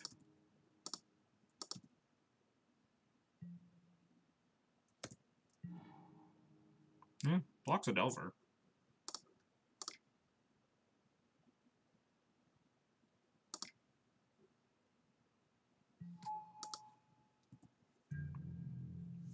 Blocks a Delver isn't good enough here. So we are just dead if this Delver flips. Yep.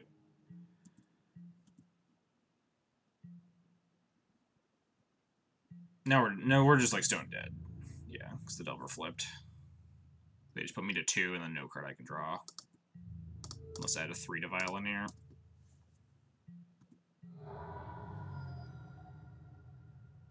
Brainstorm for the bolt.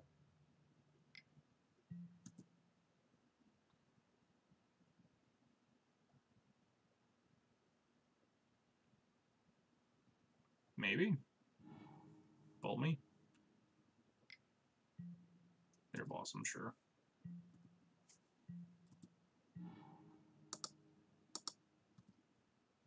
Got Delvered. Indeed, we did get Delvered. Yeah, that bolt was real bad for me.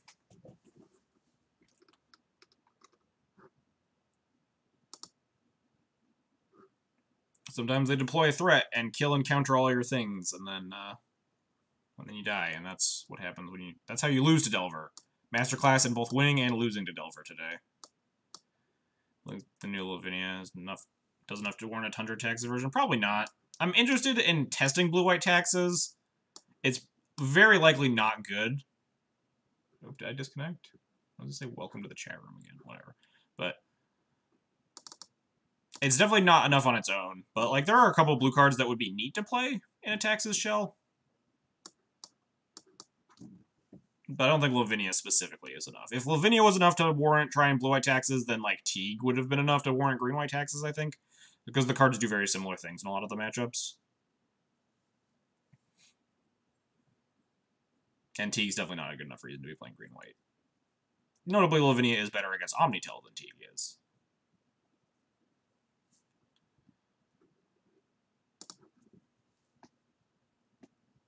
I wonder if I am supposed to start boarding in Relic Order against, like, if the Delver turned to Bitter Blossom too, it's so hard to win.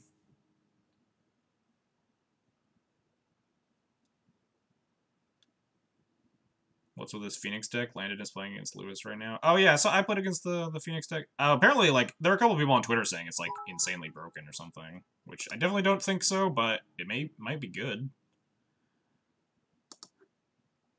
Like, when you get to, like, Thoughtseize into Dark Rit, whatever, Buried Alive, 3 Phoenixes, and tag your opponent for 9, like, that's pretty insane, right? I'm interested to see where the shells go, because I don't think the current shell is the best shell for it. Like, Liliana the Last Hope, I was looking at just White Faces list. Liliana the Last Hope feels a little silly. But, like, the nut draws are great. I don't know if the nut draws warrant playing it over, I don't know, some other deck. Grixis Control, Grixis Delver. But it also has a lot of discard, so it's good against combo. You have, like, I think it was playing Forces in the side, but, like, you have 8 discard spells main deck. These are the hands that you keep and then you fucking die to Delver.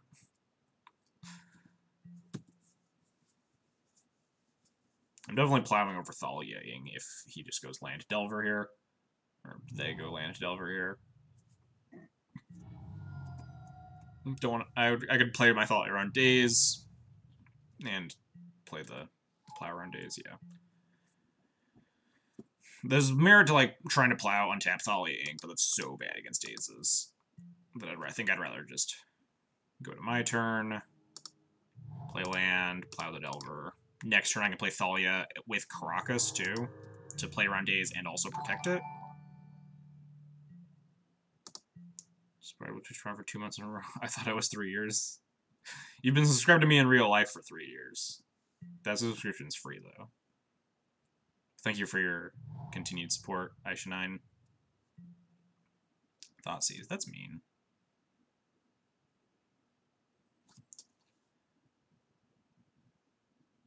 If they take Council's Judgment, maybe I port them. If they take Council's Judgment, I assume they're just planning on true naming me. And if I just jam Thalia and they play true name, that's just horrible for me. It does make my whatever I plan to do just, like, very, very slow, though, if I just port them next turn. Maybe I'm supposed to just play Thalia and accept my fate. They also might take my Thalia, in which case, no, they're taking Council's Judgment.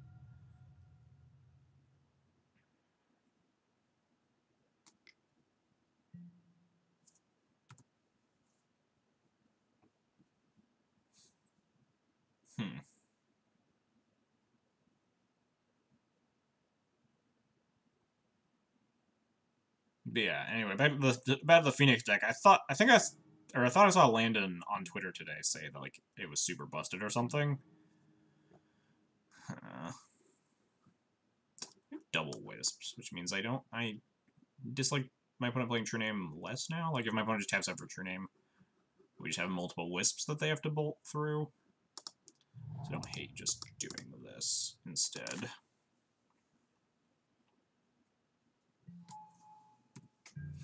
This is going to be real bad if they do find a True Name to punch me with, but my port plane is a lot worse if they have any other threat. Like, if they have an Angler, or another Delver, or Young Pyromancer, Bitter Blossom. They always have True Name, though, so what does it matter? Literally always have... fuck. Never don't have True Name Nemesis. That is for sure.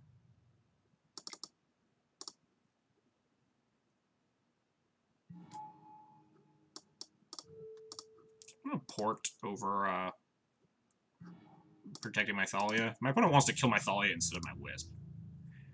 Go right ahead.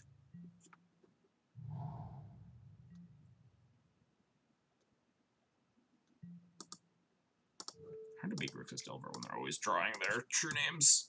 Doesn't this deck play like 2? Now look at Grixis Delver lists again. See what their threat composition looks like. This is where I just cast True Name or 2, and I just cry a lot.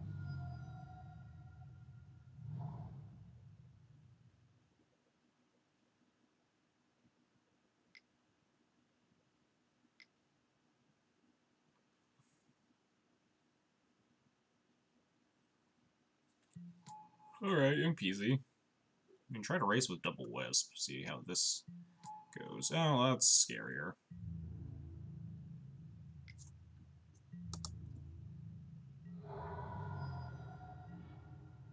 These draws have not been kind to me. It's Violent Vintage Cube, I haven't seen it. I have no idea. I don't play Cube a lot online. I would be I would not be shocked if it isn't. It doesn't seem like a particularly good Cube card. Am I just taking with both here? Flicker Wisping my own Flicker Wisp.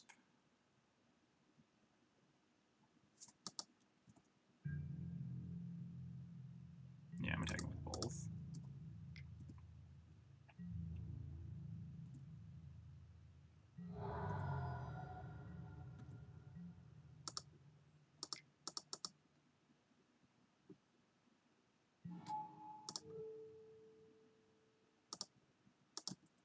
Wisping my own Wisp. End step, Wisp comes back, Wisps out the young Pyro for a turn.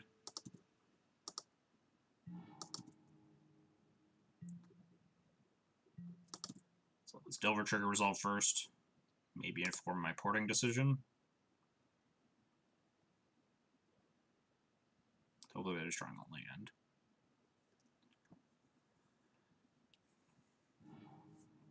They choose to reveal a Gurmag Angler. Interesting. I guess I should port a C in case they need to cast 2 black spells.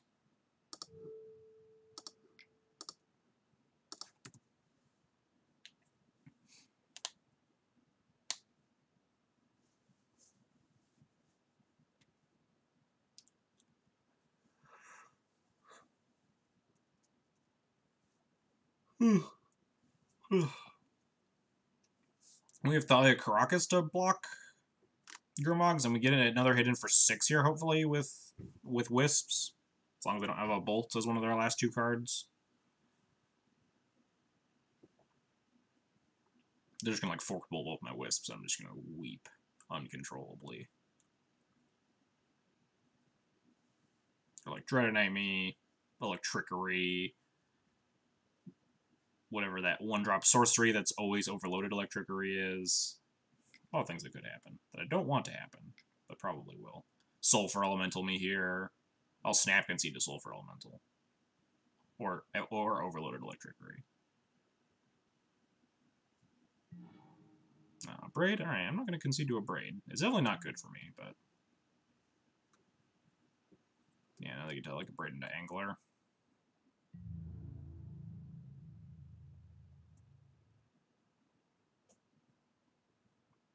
Yeah, the Delver tag actually seems pretty free here.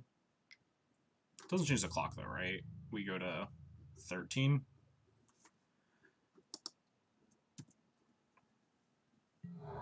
Because it might change the clock if the Delver continues to not flip or anything. Fortunately, this Delver, when it does flip, can just trade with my Wisp, worst case, and then just keep clocking me with this True Name. So we're not racing very. Also, they have this Pyro. Also, we just drew its second Thalia.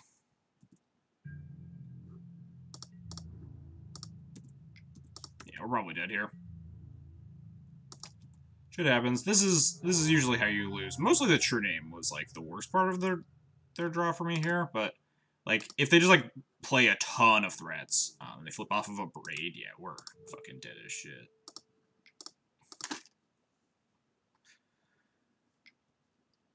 And we draw a little bit poorly. Like float out a little bit, draw like multiple Thalia copies.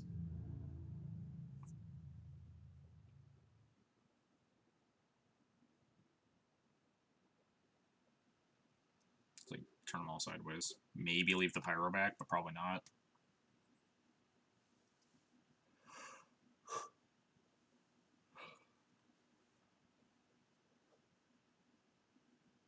Those seems like the worst attacks possible, but okay. I'll take it if my opponent wants to let me have a chance at life.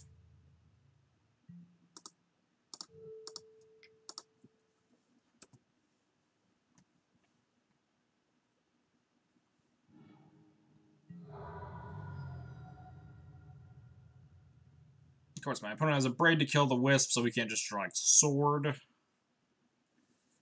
You draw, like, Batters. Another Wisp. Not super useful. The Delver / Tax matchup was a lot more fun before True Name was a thing. It's definitely still interesting. True Name does make a lot more games non-games, though.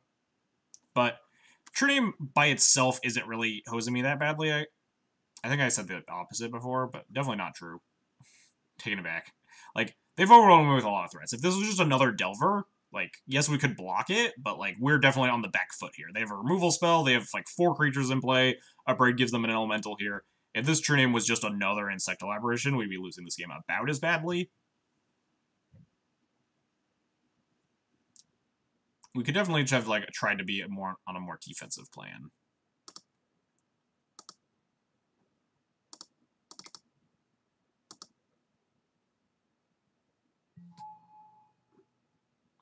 I guess I'm just, like, Flicker Wisp this Insectile Aberration.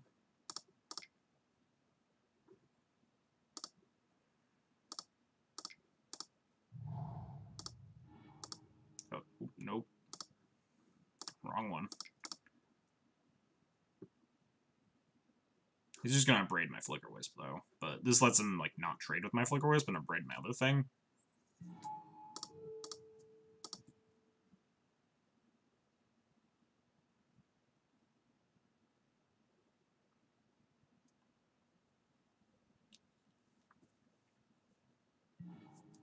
Yeah, we super did here.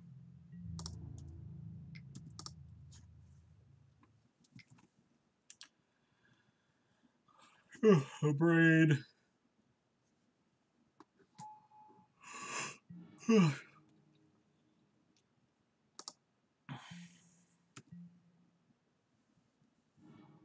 Flips off Bull. Alright. Yeah. Opponent's draw was significantly better than ours there.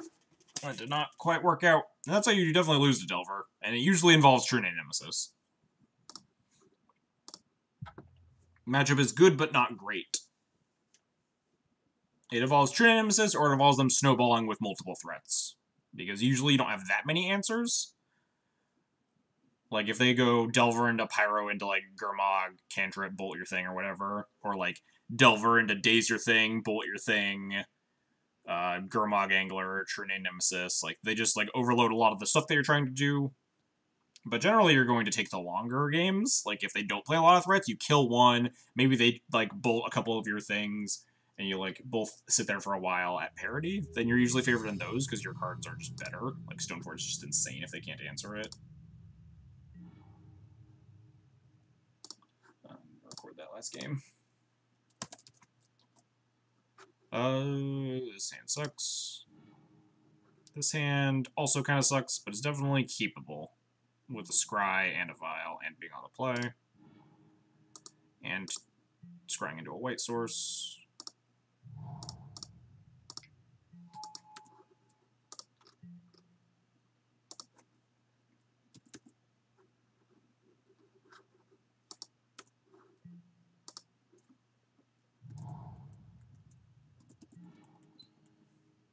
Deal. Wastelanding your opponent's land after they cast Aether Vial is usually not a super good plan, I don't think. Tempted to just play this other Wasteland to see if they do it again.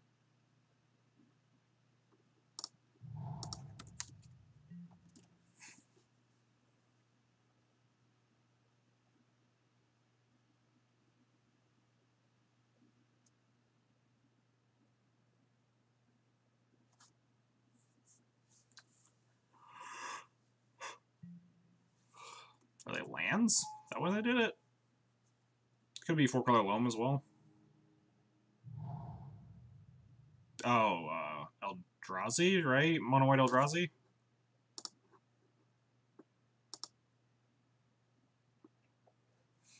This Wasteland is gonna be good.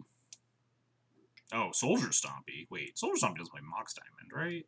They play Chrome Mox? Chalice 1, deal.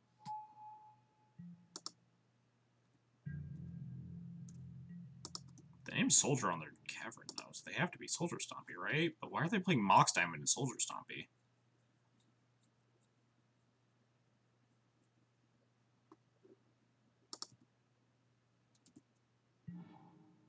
Thalia doesn't seem particularly good here.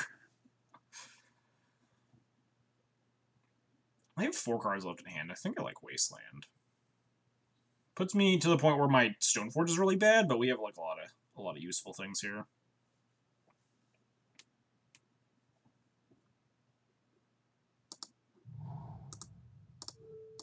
I think I am just gonna do a Thalia. 0 cards in hand, top deck Smasher into Jailer. So they are playing Eldrazi? It'd be weird if they're just Eldrazi with Mox Diamond. Maybe it's like a one-off Mox Diamond to try to get those turn 1 2-mana hands more often. Nope, Eldrazi. Just name Soldier for the heck of it. I guess because they know it's the mirror, they can name whatever they want. I'm gonna leave this on 2, because our whole hand is 2 drops. I'd be up for a trade here. Also be up for my opponent taking 2. So that's fine. Thought Knot this turn is gonna be a bummer. Smasher. Getting smushed. I think we just have to put in Stoneforge and hope we draw a land.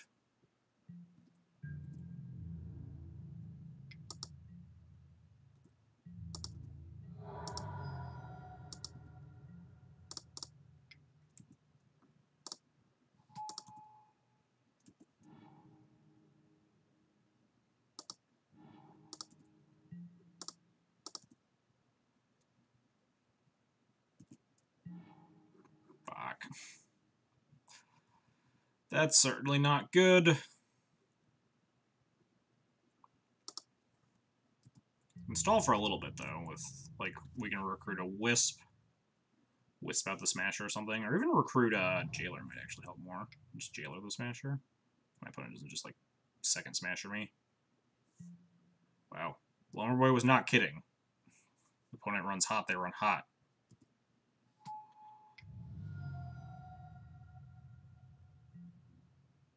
God. Running hot as the sun over there. Casual double Smasher plus Ballista with like 1,000,000 mana in play. I was gonna say, we might even be able to beat Smasher if we like recruit Jailer, Jailer a Smasher, and draw the land to put in Batterskull. We could still beat it, but now we can't beat like this Ballista.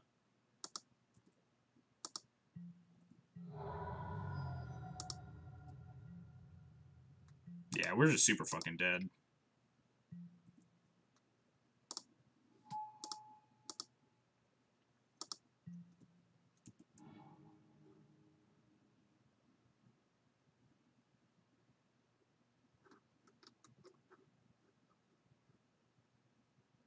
Yeah, nothing useful in here. If we get Flicker Wisp, we can Flicker a Smasher. No, we're still just dead. We have to like Flicker this Walking Ballista. We can block a Smasher. Take 0, gain 4. I guess we're still not dead.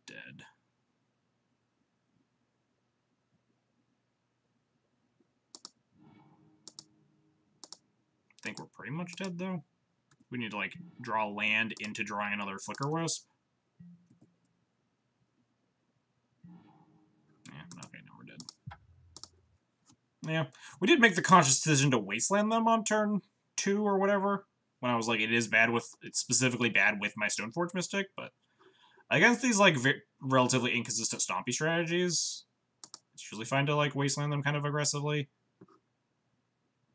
But, as always, whenever you make the decision, like, a decision that, like, has a right and wrong answer, you always choose the wrong one. So, the Mono White Eldrazi deck is just these, cut Thalias, cut Prelate. Could bring in other recruiter. What do we cut? Moms are medium minus. They have Plow sideboard. They'll probably be boarding out all their chalices for Swords to Plowshares, because this deck plays Plow on the sideboard a lot. But It's really bad against their, like, Thought Knot Reality Smasher hands, obviously. So I don't hate definitely cutting at least one for a Recruiter. Like, if I wanted to cut, like, more cards, I'd be cutting more Mons, I think. But, like, what am I bringing in? Cataclysm? Cataclysm seems pretty mediocre in this matchup. I think I'm just fine submitting something like this.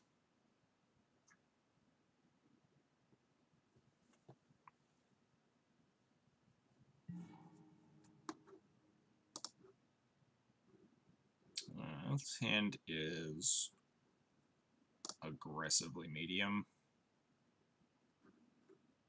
Recruiter can run away with games, though. If they thought not, maybe we have Plow. We also just have, like, Wasteland to try to gum them up. And before my opponent turn 1 chalices me. Just, like, on the draw in the Death and Taxes matchup.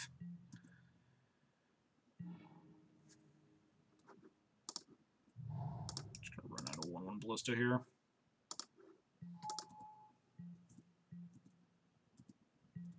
If they had played like a Temple or something, I wouldn't have. Gonna play around getting Thought Knotted. I guess we could still get like Soul and Mox Thought Knotted. Maybe I was supposed to leave up Plow for that reason. But my opponent also just plays a Ballista here. Then we just trade Ballistas. I take a damage, whatever. We move on with our lives.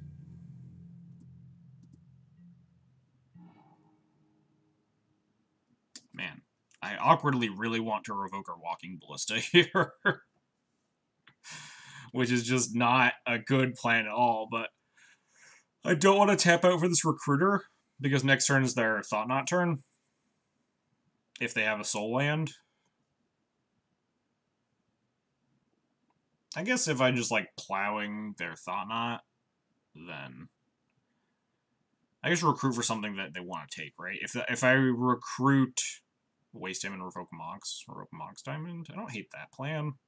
I think Wasteland him and then just get my opponent's gonna hit a bunch of land drops and die and kill me. Don't know what they kept though. I don't hate the Wasteland or revoke Mox Diamond, but I think they would have played. I think they definitely would have played one by now.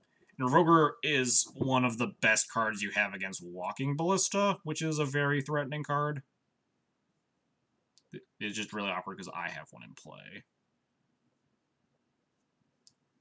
I really wish I'd drawn like Stoneforge Mystic, but I also don't like hate that line. My opponent's playing this like slowly. I think we can afford to kind of take it slow and just get our beatdowns on.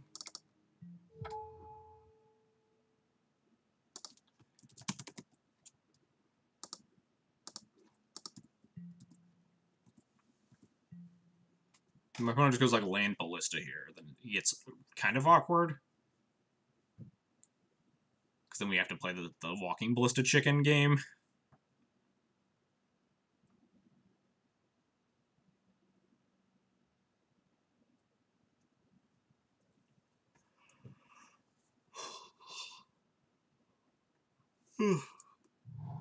Yeah, figured my opponent had more lands here. Not just Displacer, that's fine. We just plow that. Maybe Displacer was a better name.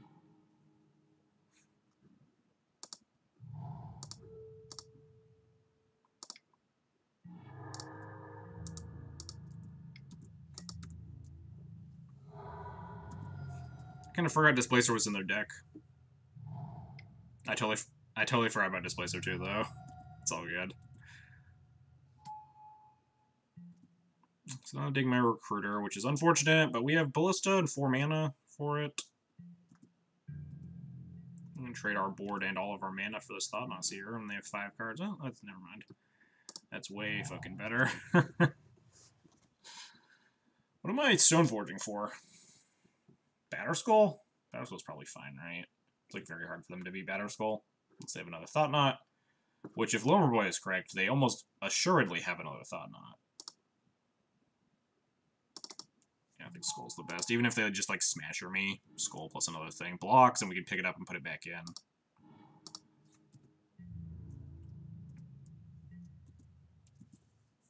If they have another, like, Soul Land and Displacer, it also gets a little awkward.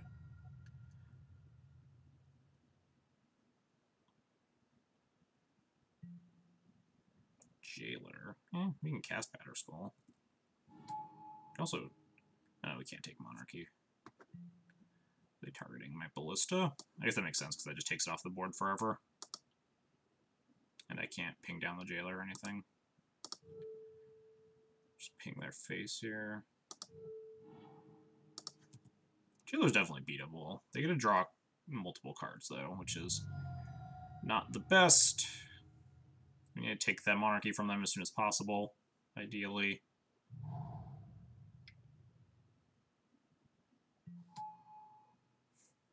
Alright, sure, there's...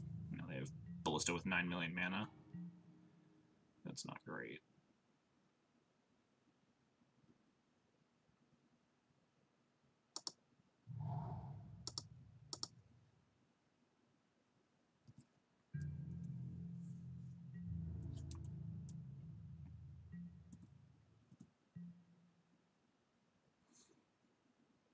Ballista's pretty slow to pump, though, so... take them a little bit to chew through this Batterskull here. They feel like a defensive Reality Smasher, though. It's very bad for me.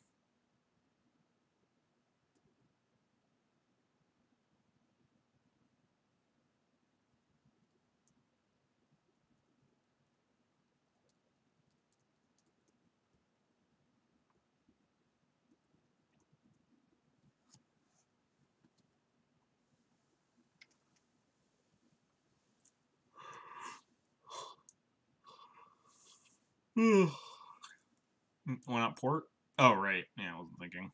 I was thinking I needed, like, my brain was on cast Batterskull mode.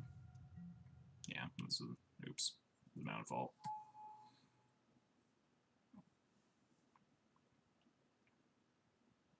So we can skull and potentially pick it up. No, I just, like, genuinely wasn't thinking about it. I definitely should have ported. Well, they could have cast... they could have cast Smasher anyway, at least. But I was just thinking, like, my brain was on, like, oh, I need 5 mana for this Batterskull. Yeah, opponent also just has, like, the actual no. Wow. Lornboy was not fucking around when he said this opponent draws hot.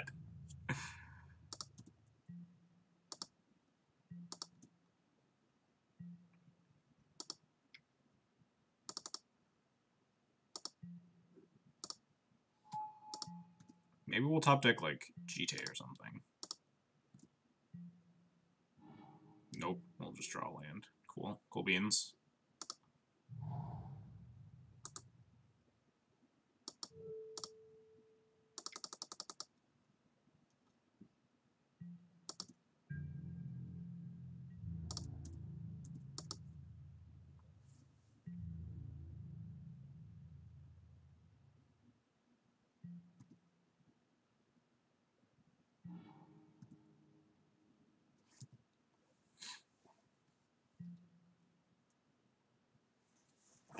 Now I put it on taps with Displacer and Infinite Mana.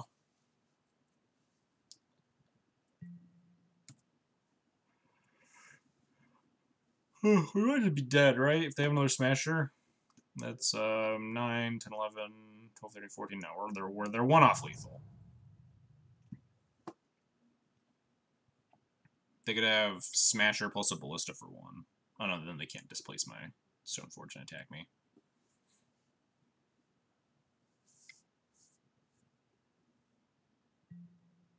Oh yeah, they can just displace Palace Jailer. Wasn't thinking about that. Yeah, displace Jailer. Yeah, we're just dead. Not a lot of hands that were just beating my opponent. No attack with Displacer? What on earth are they playing around with, like, no Displacer attack?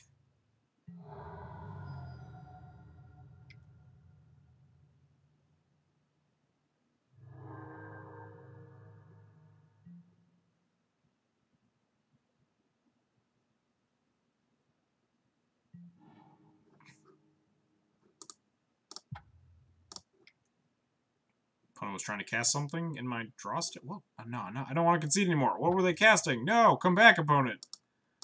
What on earth were they doing in my draw step? I'll never know. They have Containment Priest or something? God, I don't fucking know. What's that token they have on the battlefield? Let them draw. Oh, that's the Monarchy from the Palace Jailer.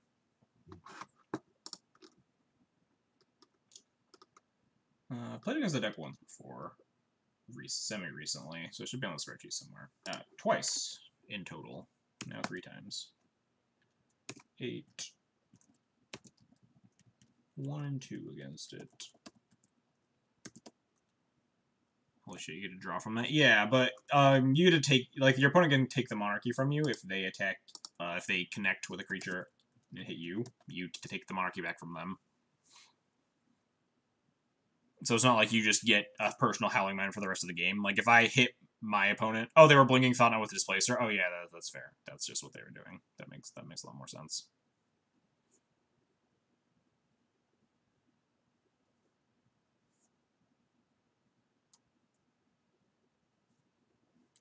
At least that mystery's solved.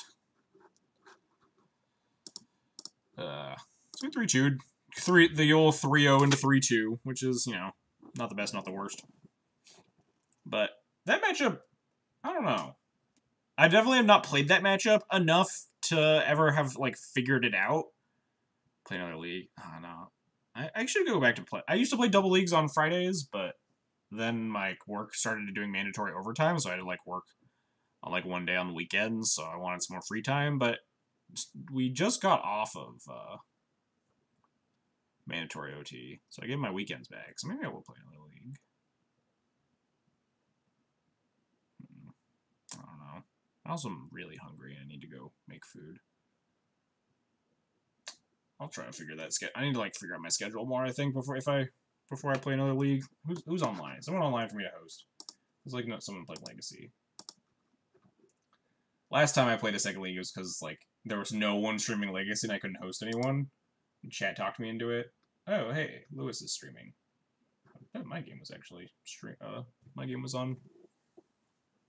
I should go watch the replay from his side and see what happened. And see his interactions. But anyway, yeah, we're just gonna go host go host Lewis CBR. Next week, maybe I'll try to, like, rework out my schedule to the point where I'm playing 2 leagues on Fridays. Because I did like that. I liked the extra, like, the longer stream and, like, getting more in depth, just getting to play more games. But I think just for today, I'm gonna call it here. Go host Lewis. But next week, look forward to possibly the return of the Friday long streams. Oh wow, he's like trickery in sideboard. Wow, that could have been really bad for me. Anyway, thanks everyone for coming and hanging out today. Hope you had fun. Hope you learned a little something. If you want to support the channel, you can follow, subscribe, or donate. Follows are totally free. Help you know when I'm going live. Help other people find my content. Subscriptions get you a sweet Thalia emote right there, and a Thraben-themed subscription badge in the chat. And donations, I'd be more than happy to play a deck that you want to see on stream. I've created a donation spreadsheet, so if you want to donate towards a certain Legacy deck you want to see featured on stream one of these days, then donate towards it. Let me know as I slowly explore the various decks that Legacy has to offer. Not sure what I'm going to do next week. I'm trying to get at least one stream in per week that's not Death and Taxes. Like, that's another Legacy deck. I don't know what I'm going to do next week, though. I'll kind of plan it by ear for now. But anyway, other than that, you can subscribe to me on YouTube or follow me on Twitter. YouTube is where I post all these streams after they're done being live, so there's a ton of footage if you ever want to learn a lot about Death and Taxes, stuff like that. Lame idea. D&T all the way.